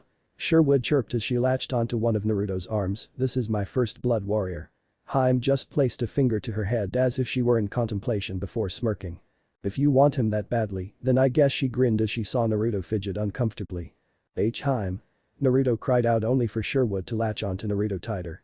I look forward to working with you, One-sama. Sherwood sang out. Fuga. Francesca said to Flander off to the side. Fuga. She replied. A few weeks later. Whispers could be heard as an alluring and beautiful black-haired girl walked down the sidewalk of the middle school. She wore a dark blue-black sailor fuku as she appeared to glide down the sidewalk towards the school. That's Komura Riiri-sama from the high school, one middle schooler whispered. Why is she wearing a black uniform? Another asked. The two-time Miss Asanaki Gakuen. I've never seen her up close before. Wow, she never comes to school in the mornings, she must be feeling healthy today. Riiri just continued walking down the path as if nothing were happening around her. Ugh, Naruto mumbled as he was passing the beautiful black-haired girl. Damn that Rizza-chan. I swear she's getting better by the day. He mumbled. Wait. He heard as Riiri stopped and flipped her hair to the side. Naruto turned and glanced back at the girl in confusion. No way, a girl said in awe. Riiri-sama's talking to a boy. She asked, getting many other nods with her. Riiri started staring at the confused blonde. Your fly is open. She said. Naruto's eyes shot open wide. What? He said as she checked, and sure enough, the fly was all the way down. Before he could do anything though, a pair of hands appeared at his crotch as the girl in front of him zipped up his pants. Naruto's jaw dropped as his face began to turn a deep red. Riiri merely looked up into the boy's blue eyes before Naruto shot off like a bat out of hell. Thanks Igatagabi. He yelled as he took off. What the hell? He'd never been so embarrassed in his life. Who the hell does that shit? He just needed to get away before something else even more embarrassing like that happened. Wait. Riiri tried to call after the boy, but it was too late. She turned to a girl right next to her. Who was that boy? She asked. The girl blushed as she smiled embarrassingly at the beautiful girl in front of her. That's Naruto Uzumaki. A second year in the middle school, she said. Riiri just smiled at the girl, stroking her face affectionately. I see, well thank you then. She said as she got up to leave. The girl in front of her was basically on cloud 9 before something hit her. Senpai. She said, I think it's best not to get involved with someone like him. She said softly. Riiri merely looked upon the girl questioningly. Oh. And why is that? She asked. Uzumaki-san doesn't have the best reputation in the school. She said, slightly embarrassed. Riiri just smiled. I see. Thank you for that bit of information, she said as she continued to walk away. Ha. Seriously, ha. Tenten laughed as she pounded the table trying to control her laughter, but failing miserably. Naruto groaned, regretting the decision to have ever told his only two friends within the school. Even Mercelita was giggling without any remorse. And then you just ran away, Mercelita giggled. How very noble of you, Naruto-kun. Naruto growled. Well, what the hell was I supposed to do then? He yelled. Just stand there and say oh thank you so much for reaching down and zipping up my pants. I mean, come on. Naruto rubbed both sides of his head. The girls continued to laugh at the expense of the blonde, who eventually just smiled.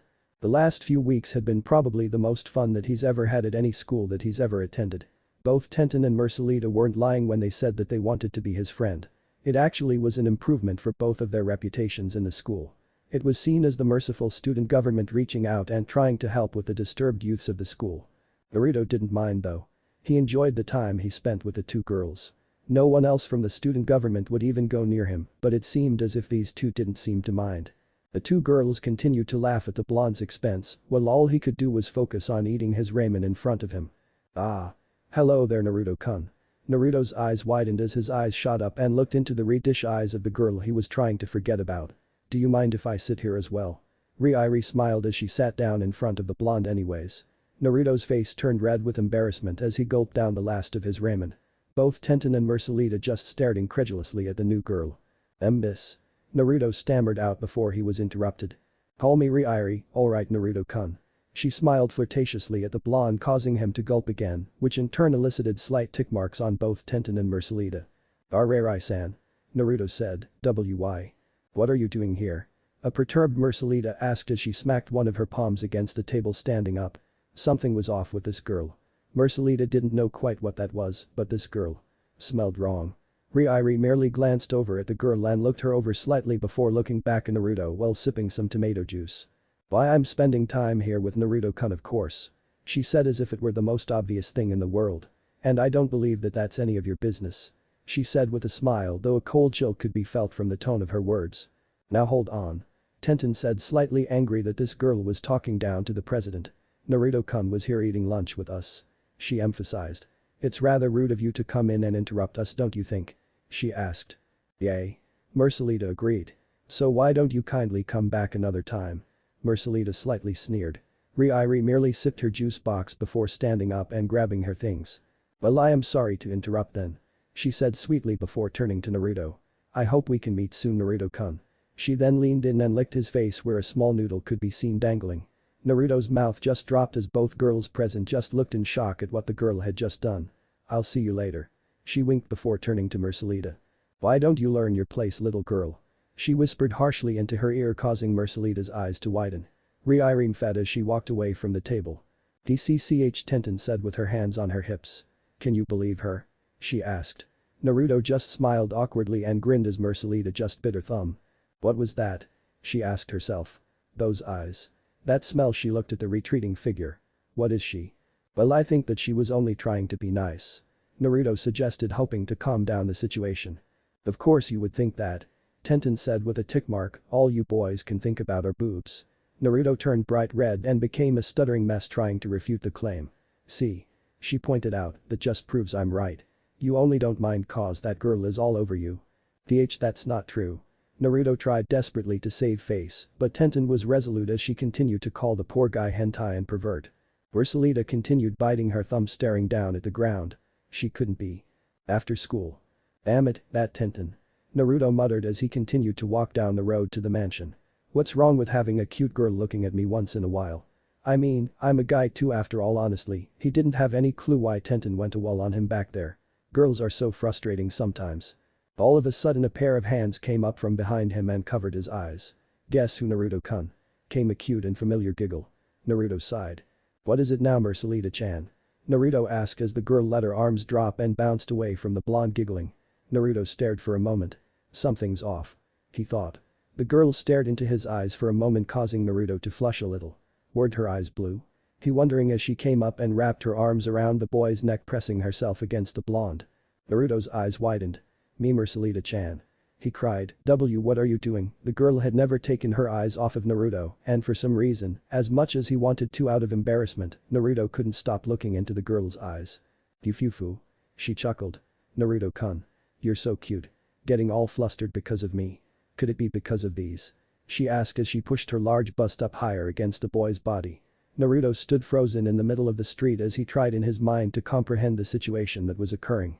The blonde girl giggled once more as she pushed Naruto up against the nearby wall. She grinned as she could tell that the boy in front of her was aroused. Just seeing his expression made her slightly aroused as well. His heart rate was going through the roof, and something about having control over this boy lit a fire in her inner loins. You know, Naruto-kun, she said sultrily as she began to grind slightly against Naruto, who stifled making any sounds. She smirked. I've always had my eye on you. Since the first time I saw you. She leaned in and licked the bottom of his ear, causing the boy to shudder slightly. I need you, Naruto-kun. She said as she continued to gaze into his eyes. She reached down, placed her hand on Naruto's package, massaging the boy's tool, finally eliciting a moan out of the boy, causing her to smirk. So please say that you belong to me. And me alone, she whispered as Naruto could have sworn that her eyes changed shape slightly. She was centimeters away from the boy's lips. Naruto gulped as she felt the girl's breath against his skin. He closed his eyes as he tried to prepare himself for something that had never before ever occurred to him. Only for nothing to happen. Naruto opened his eyes and blinked. Where was she? He looked left and right only to find no sign of the girl. What the hell? Naruto asked as he regained control over his breathing. Just a dream? He muttered as he stood perplexed. He then thought about the whole incident.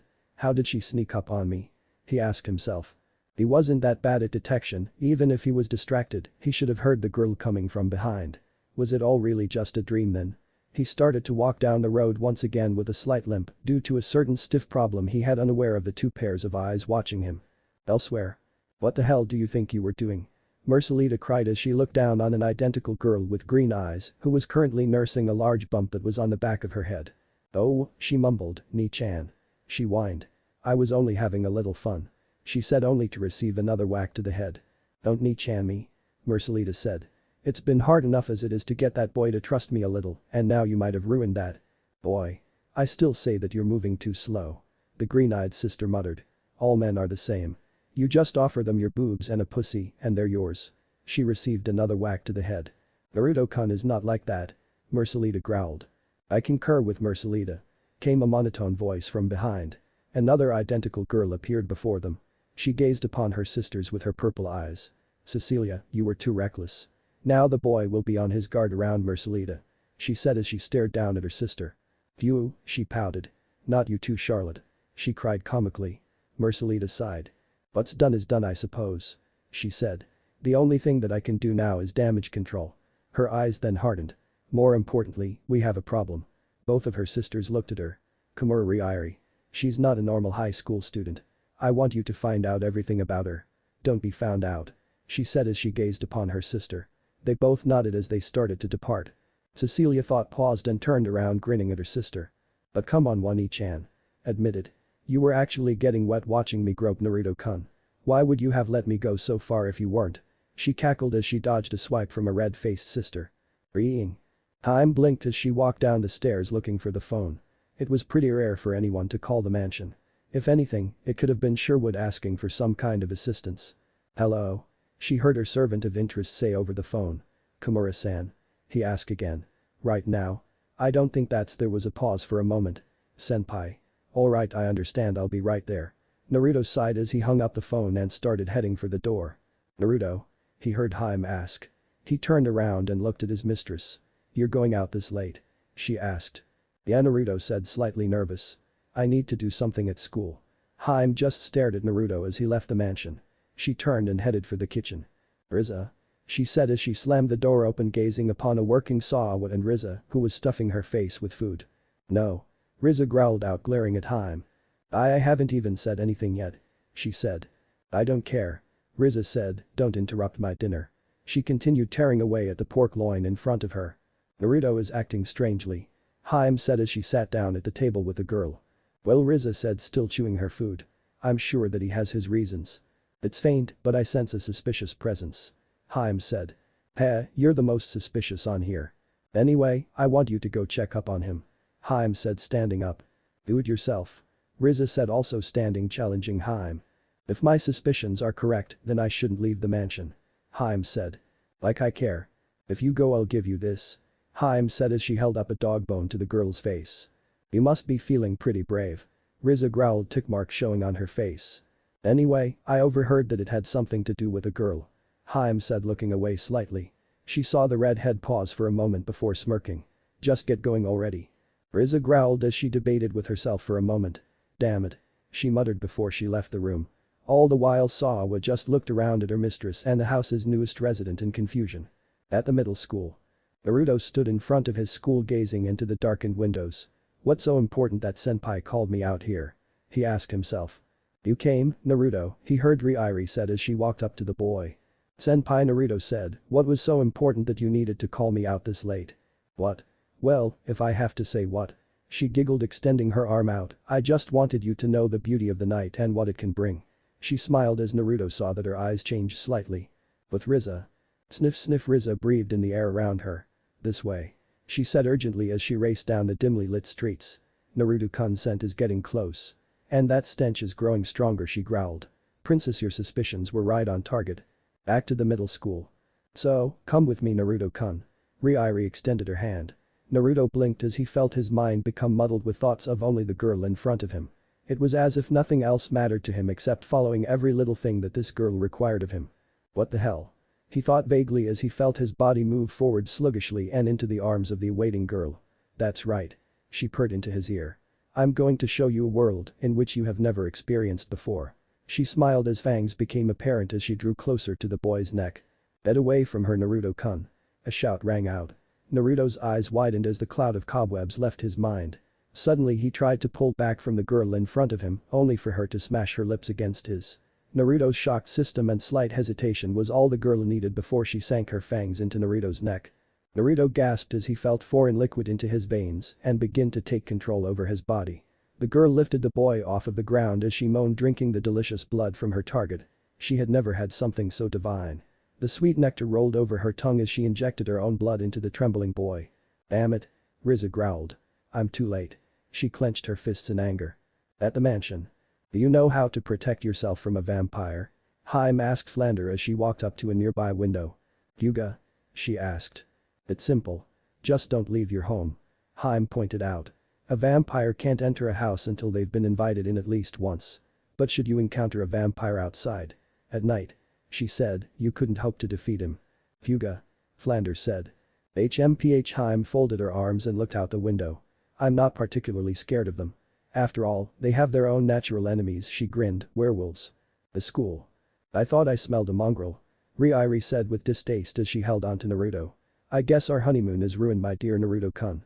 She said as she caressed the dazed boy's face. You filthy vampire. Rizza growled out. Get your damn hands off of him. Really? Ryari asked. That's how you're going to threaten me?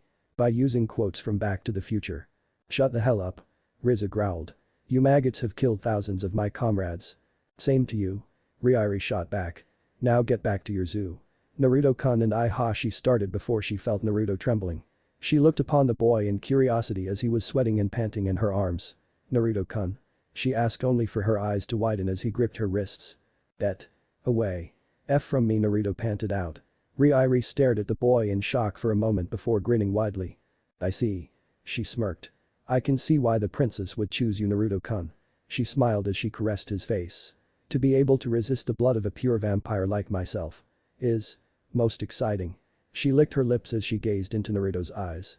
His eyes shot open as he heard her say that she was a pure vampire. The next thing that the boy knew, Ryari had smashed her lips upon Naruto's once again. He gasped in shock as he let out a cry, only for the female vampire to thrust her tongue within his mouth. You. Rizza shouted as she pulled her razor-sharp claws back to strike the girl, only for both Naruto and Ryari to disappear right before her eyes. Did you really just rush me? Ryari asked mockingly. You really are just a dumb brute, aren't you? Rizza growled as she looked up at the floating girl who had yet to relinquish her grip of Naruto. Ryari landed on the ground and let go of Naruto. What? Rizza yelled, a coward like you only gets good at running away. At that moment, Naruto started walking away from both of the girls. Naruto-kun. Rizza asked, where are you going? Wait. She cried as she reached out to the boy. Then a body appeared before her. I have no need, Ryari smiled, to run away from a beast like you. What are you doing to Naruto-kun? Rizza asked as she glared at the vampire. Ryari smirked. Nothing. She licked her lips. I'm just sending him home. She's there, right? She asked. The princess is at home, correct? Rizza stood straighter. So that's what you're after, huh? Rizza sighed, because Naruto-kun can enter into the house without being invited. Rizza snapped her eyes to Ryari and glared at the girl venomously. I won't forgive you for what you did to him. She stated in a deathly tone, bloodlust entering her eyes. Oh, my. Ryari said with mock surprise. It seems as though someone here has a little crush on my new servant. She chuckled as Rizza growled at the vampire. I will say though, that he is quite the catch though. Oh, his lips were absolutely luscious. And his blood. MMMMNNN. His blood. I became wet from just sucking it from him. She smirked as Rizza turned red with both anger and embarrassment. You. She cried out as she launched a strike at the girl, hitting the girl hard in the face. Ryari flew back several yards as she regained her balance, holding her now bleeding face. You talk too much, whore. She said. Livestock that doesn't listen to its masters become livestock. Ryari glared at Rizza. The mansion. Hime and Flanders stared at the grandfather clock in the room as it struck 12. Rizza. Naruto, she said as she looked out the window. They're late. She looked out and noticed a bat flying by the window. HMPH, looks like things went badly. She said, turning around and walking from the window. Just outside, Naruto staggered his way towards the mansion, opening the door. His eyes were glazed over as his mouth hung open, exposing his sharp fangs to the entire world. He continued his way up the stairs to where he could smell where his previous mistress was. The second he opened the door, he dodged a strike from a rapier that was intended for his shoulder. Jumping back, he took out his kunai. Blood. Blood. He repeated as he stared at Hime. HMPH. Hime smirked, come and get it. High above the city.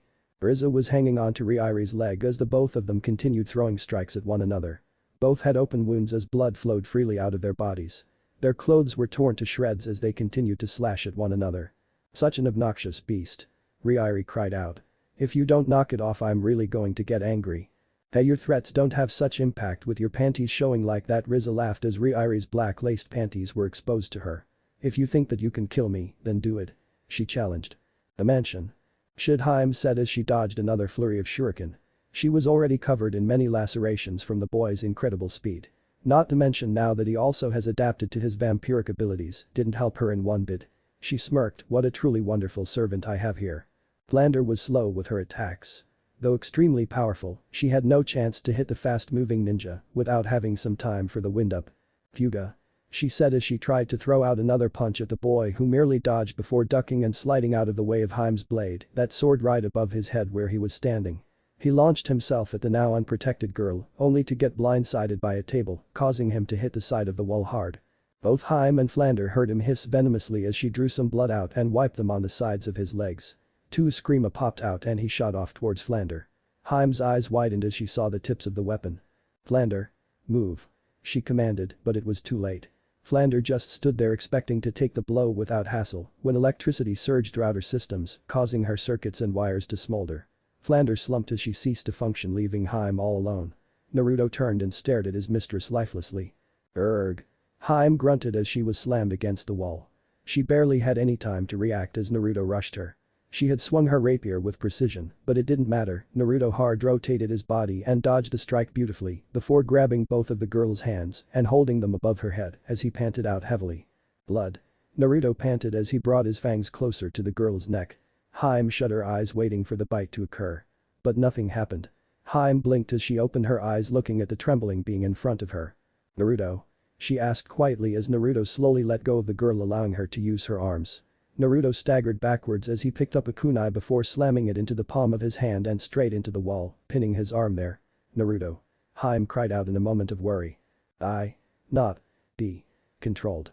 By Naruto grunted out as he muscle twitched violently. Anyone. He yelled out. Hime stared at Naruto for a moment in slight awe. The willpower that it took to resist the commands of a vampire, she had never met anyone with that kind of ability. She calmed herself down quickly. Who are you? Hime asked seriously. Naruto Uzumaki. Naruto grunted. Ninja ID 8,176,324. Rank. Genin. Status. Ryujinin. Declared status. Deceased. Naruto sweated as he tried to regain control over his own body and thought.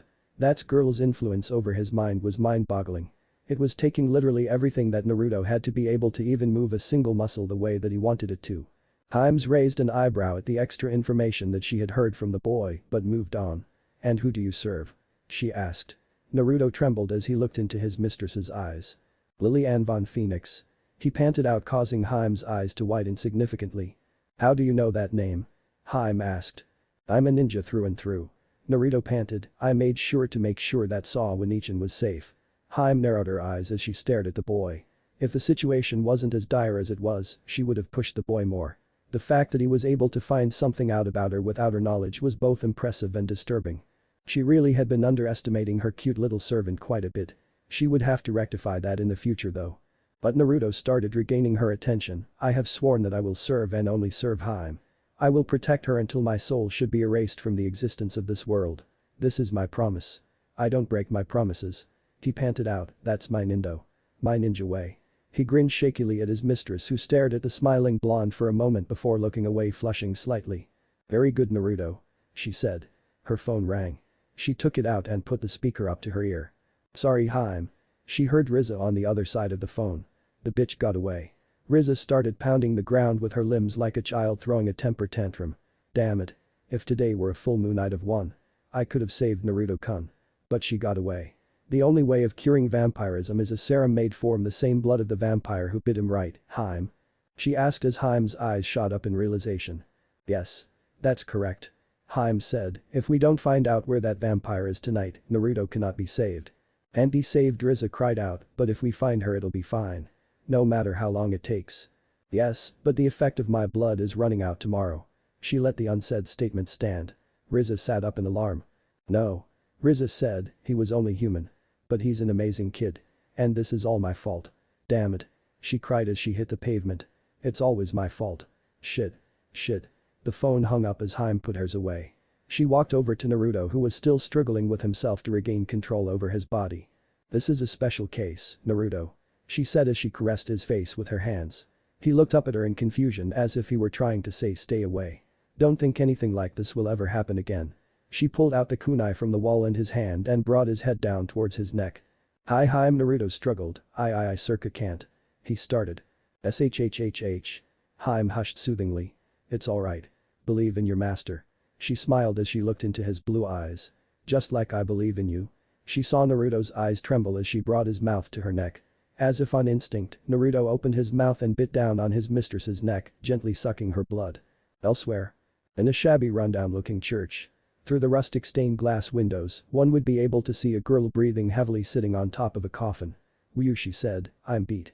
She was a lot tougher than I thought." She opened her coffin to lie in. "I'm absolutely exhausted thanks to that ugly mongrel.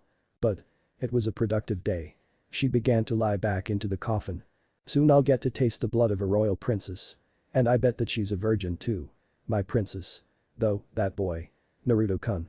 His blood has been some of the most divine substances that I've had in a long time too. He's a virgin too." She moaned as she remembered his blood running down her throat. "I'll have to keep him around for my own purposes." She grinned wickedly before closing the coffin on her. "Well, before that cursed sun comes up, good night everyone." Though her thorough rest would be interrupted. The coffin suddenly opened and Ryuri looked on with wide eyes at a sweating Hime.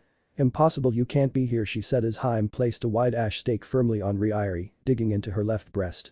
How did you know that I was here?" Ryuri asked as Hime lifted a mallet high above her head. "I just asked your blood." Hime smirked as sweat rolled down her face. "You're," Ryuri said in realization, "you're half vampire." Between the vampire blood and the royal blood won out. Ryuri's eyes widened. "Impossible, a royal wouldn't take such a risk for a mere human," Ryuri said with wide eyes. "HMPH. Hime smirked. "I'm a little impulsive," she said, "and Naruto is my servant. I will not allow any others to have him." Ryuri looked upon Hime's face. "You win." She sighed finally. "Well, I guess that being killed by you wouldn't be so bad." Ryuri closed her eyes in resignation. "Tell me one thing," Hime said, "are you the one who controls Sasaki General Hospital?" Ryuri looked at the princess. "Well," Ryuri said, "I'm basically only interested in maidens. Besides, Naruto-kun should have already met that vampire, right?" she asked with a slight smirk. "Yes. There is much that I need to speak with that servant of mine." Hime sighed as she threw away the stake in her hand. "I'm not going to kill you. You're taking pity on me?" Ryuri said as Hime took the girl in her hands. "Why would you think that?" Hime asked. "You just didn't do enough to warrant killing. However, I am going to need a small amount of your blood," she said as Flander, now functional, came up behind the princess with a needle as big as the small maid, causing Ryuri's eyes to shoot out of her sockets. "So bend over." "Ah, so this is what you're into, princess," Ryuri said. A week later at Sasaki Middle School. "Ryuri-sama." Different cries rang out from all around the school. "You haven't been to school for 5 days." A student cried out. Ryuri walked gracefully to the innocent girls.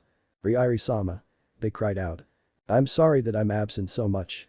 I must make you worry so much." Ryuri bowed in apology. "No." They said, "You're so kind, Ryuri-sama."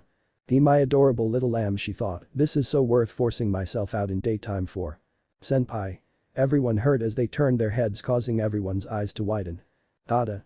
Many of the boys had stood proudly in front of the girls with their flies down, exposing their undergarments. "Hentai." The girls cried out. "You are all hentai. Don't get near them, Ryuri-sama." A girl said as many of them escorted the high school student away from the boys. "What were you thinking?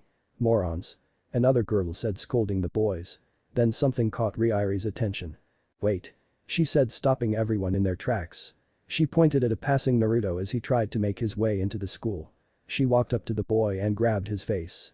"Let's play together another night sometime," she said as she licked the entire length of his neck and nibbled on his earlobe, causing the boy to blush furiously. "Your blood is even more delicious than any of my fair maidens here," she whispered as she then walked away. "Ryuri-sama." Who was that boy? A concerned fan cried out. "Not your boyfriend?" another asked. "That's your type," another wondered. Naruto just stood there blushing, holding the spot where Ryuri had licked him. "HMPH." Rizza said as she sat high in a tree watching over the entire thing. "Stupid idiot." She pouted. "Naruto." Everyone else looked at the source of the noise, and Naruto gulped as he saw a pissed-off-looking Tenten and Mercelita stared down on the quivering boy. "Naruto-kun." Mercelita asked sweetly, "What do you think you were doing with that woman?" "Yes, Naruto-kun." Tenten asked, also just as sweet. "What was that about?" She leered into the boy who was sweating in his shoes. Agatagatoklasab, you'll see you later." Naruto said as he ran off with almost inhuman speeds. Wow, Rizza said, he's fast. Then he looked down at the two girls who woke up from their shock that Naruto had run away and were now giving chase. TCH. More of him. She then sniffed the air and looked in Mercelita's direction. What a strange scent, she said to herself. The end.